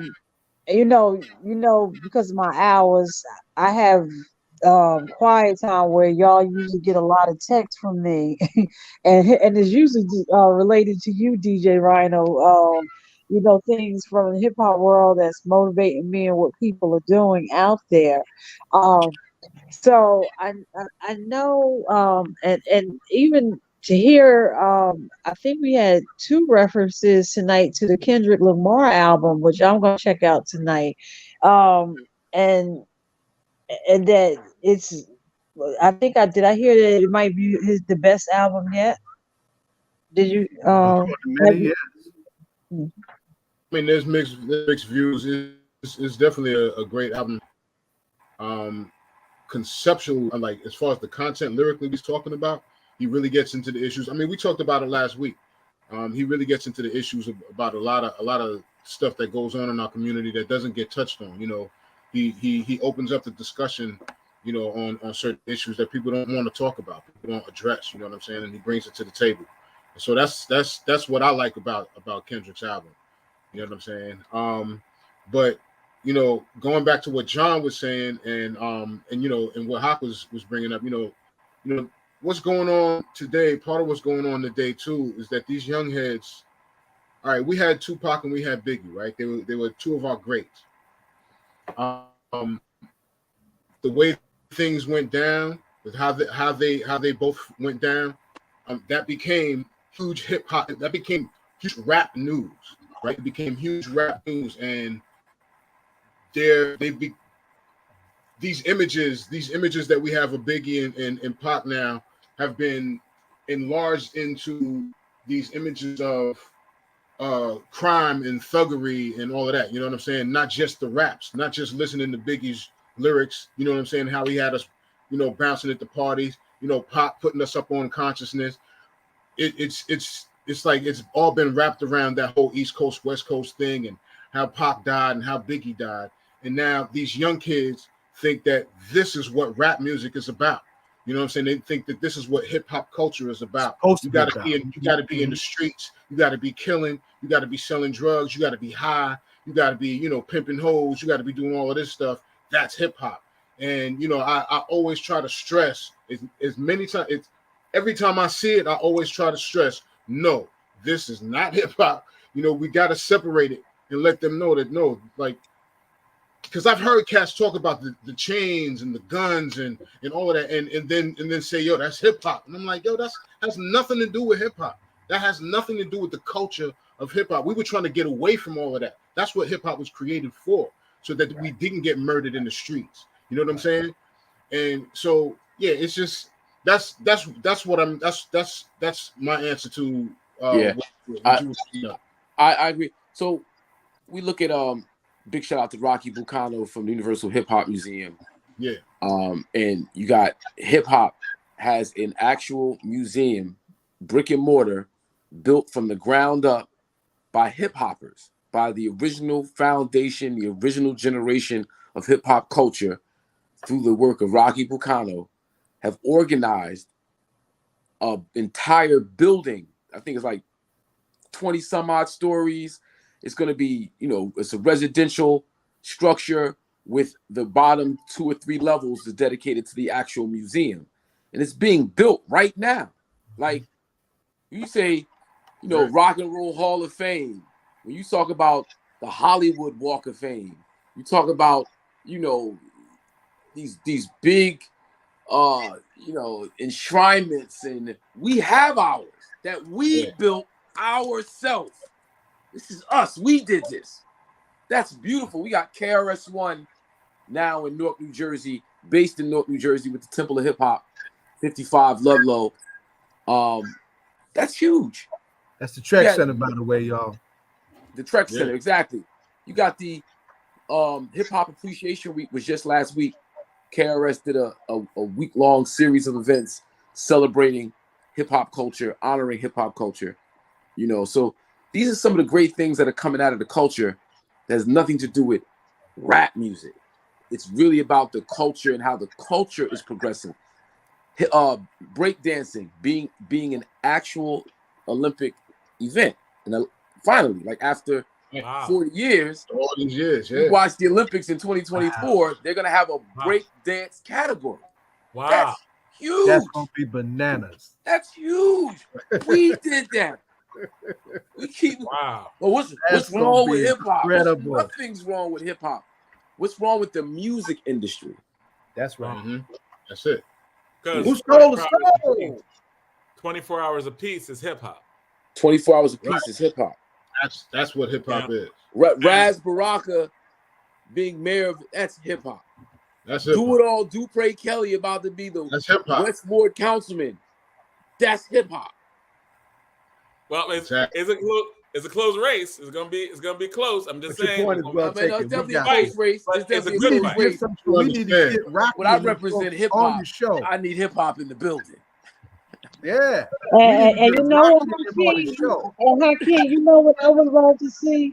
I would love to see come back Rap the Vote. There was the Rock the Vote and there was the hip hop, the Rap the Vote too.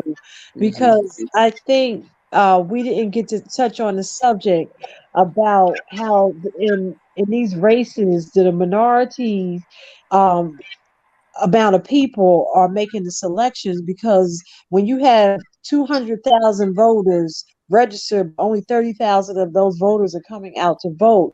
People, you have to get to the polls, because these close races, and I'll go back, I served 3 terms. My first race, I won by 7 votes. Your vote counts. People, particularly the primary, is important, but that June 14th race, local politics are important. That's right. June 14th, people need. I hope you envision that Chris Rock, when he ran for president, when everybody was running out that door, people in Newark, in those wars with these contested races, these runoff, y'all need to be running to the polls. On June 14th, vote early if you can. If you think it's going to be a problem, but make it to the polls. We need to see numbers like we never seen them before. And one of the reasons why we have problems in a lot of our areas is because they know we don't vote. Get to the polls. I know we are. That is like a great final word, because I know that we have less than 2 minutes left as we're transitioning out of this. I just want to say that I know that we're going to have Hakeem Green back on very soon. Because you know what else is hip hop? Do you know what else is hip hop? Do you know what else is hip hop? What? Nah, I mean. Nah, I mean. That's hip hop. Hey, man, we gotta talk about that album, bro. Nah, I Yeah, mean. we need to. Yo, Love and Hip Hop, bro. That's my joint. Did you listen to the set that I sent you? That's the next video. Did you hear the set? Next video. Did you hear it? Did you hear the set that I sent you? Yeah, yeah, oh yeah, I listen. Oh yeah. I love New York rap. We're gonna have to have a whole segment dedicated to it, and we're gonna need to make it happen real soon. Because that's hip hop. We need to celebrate hip hop. And real quick, Jonathan, about 3 o'clock in the morning, and y'all get my TikToks. I'm going through. I had to tell you, I came across a TikTok. I came across a TikTok where a guy was doing Rapper's Delight. Can I tell you, I danced all over at my job, just doing Rapper's Delight, and the ability to be able to say all of the words to the shit. And I was telling the elevator mechanic, this is gonna give you some energy. I said, Master G or Marcelo is going you, what you gonna do? And I'm talking about energy. That's hip hop. And that is a great way to end the show, right? We're 9 o'clock. And so all politics are local. Let's thank our guests. is home. Long live Thomas Blood McCurry, the Black Panther Party. Yep. Register for the National Black Political Conference 2022, NBPC2022.com. It's free. Show your behinds up. Yes. That's right. That's right. And so thank you. Thank our guests for coming on. Hakeem, thanks for coming through. Thank the different politicians who came for the election. Thank for running. I mean, these are some close races. They're great races. So thank you, Terrance Bankston, for coming through for the South Ward. Thank you, Dr. Khalfani, for coming through, running for Congressional 10th District. And thank you, Dupré Kelly, running in the West Ward. So, and also thank our guests from the ACLU for coming through. And also thanks to Disciples for having another great show. All of them, we miss them. We're glad when all three of them are back. Thank you. And DJ Rhino, Donna, great having you back. And Donna for the whole show. It's been a long time. Right, exactly. Yeah, I gotta be on a plan because I'm gonna go sit back and just for another hour because I gotta be in at 11:55 p.m. That overnight is but I hope y'all enjoy. DJ Rhino, I love your TikTok, so I'll be at 3 o'clock in the morning, be really into the news articles and everything. So. And so I will continue to send you info. Yep, always. We welcome it. But that's it for this week. All politics are local. Thank you and good night. Good night.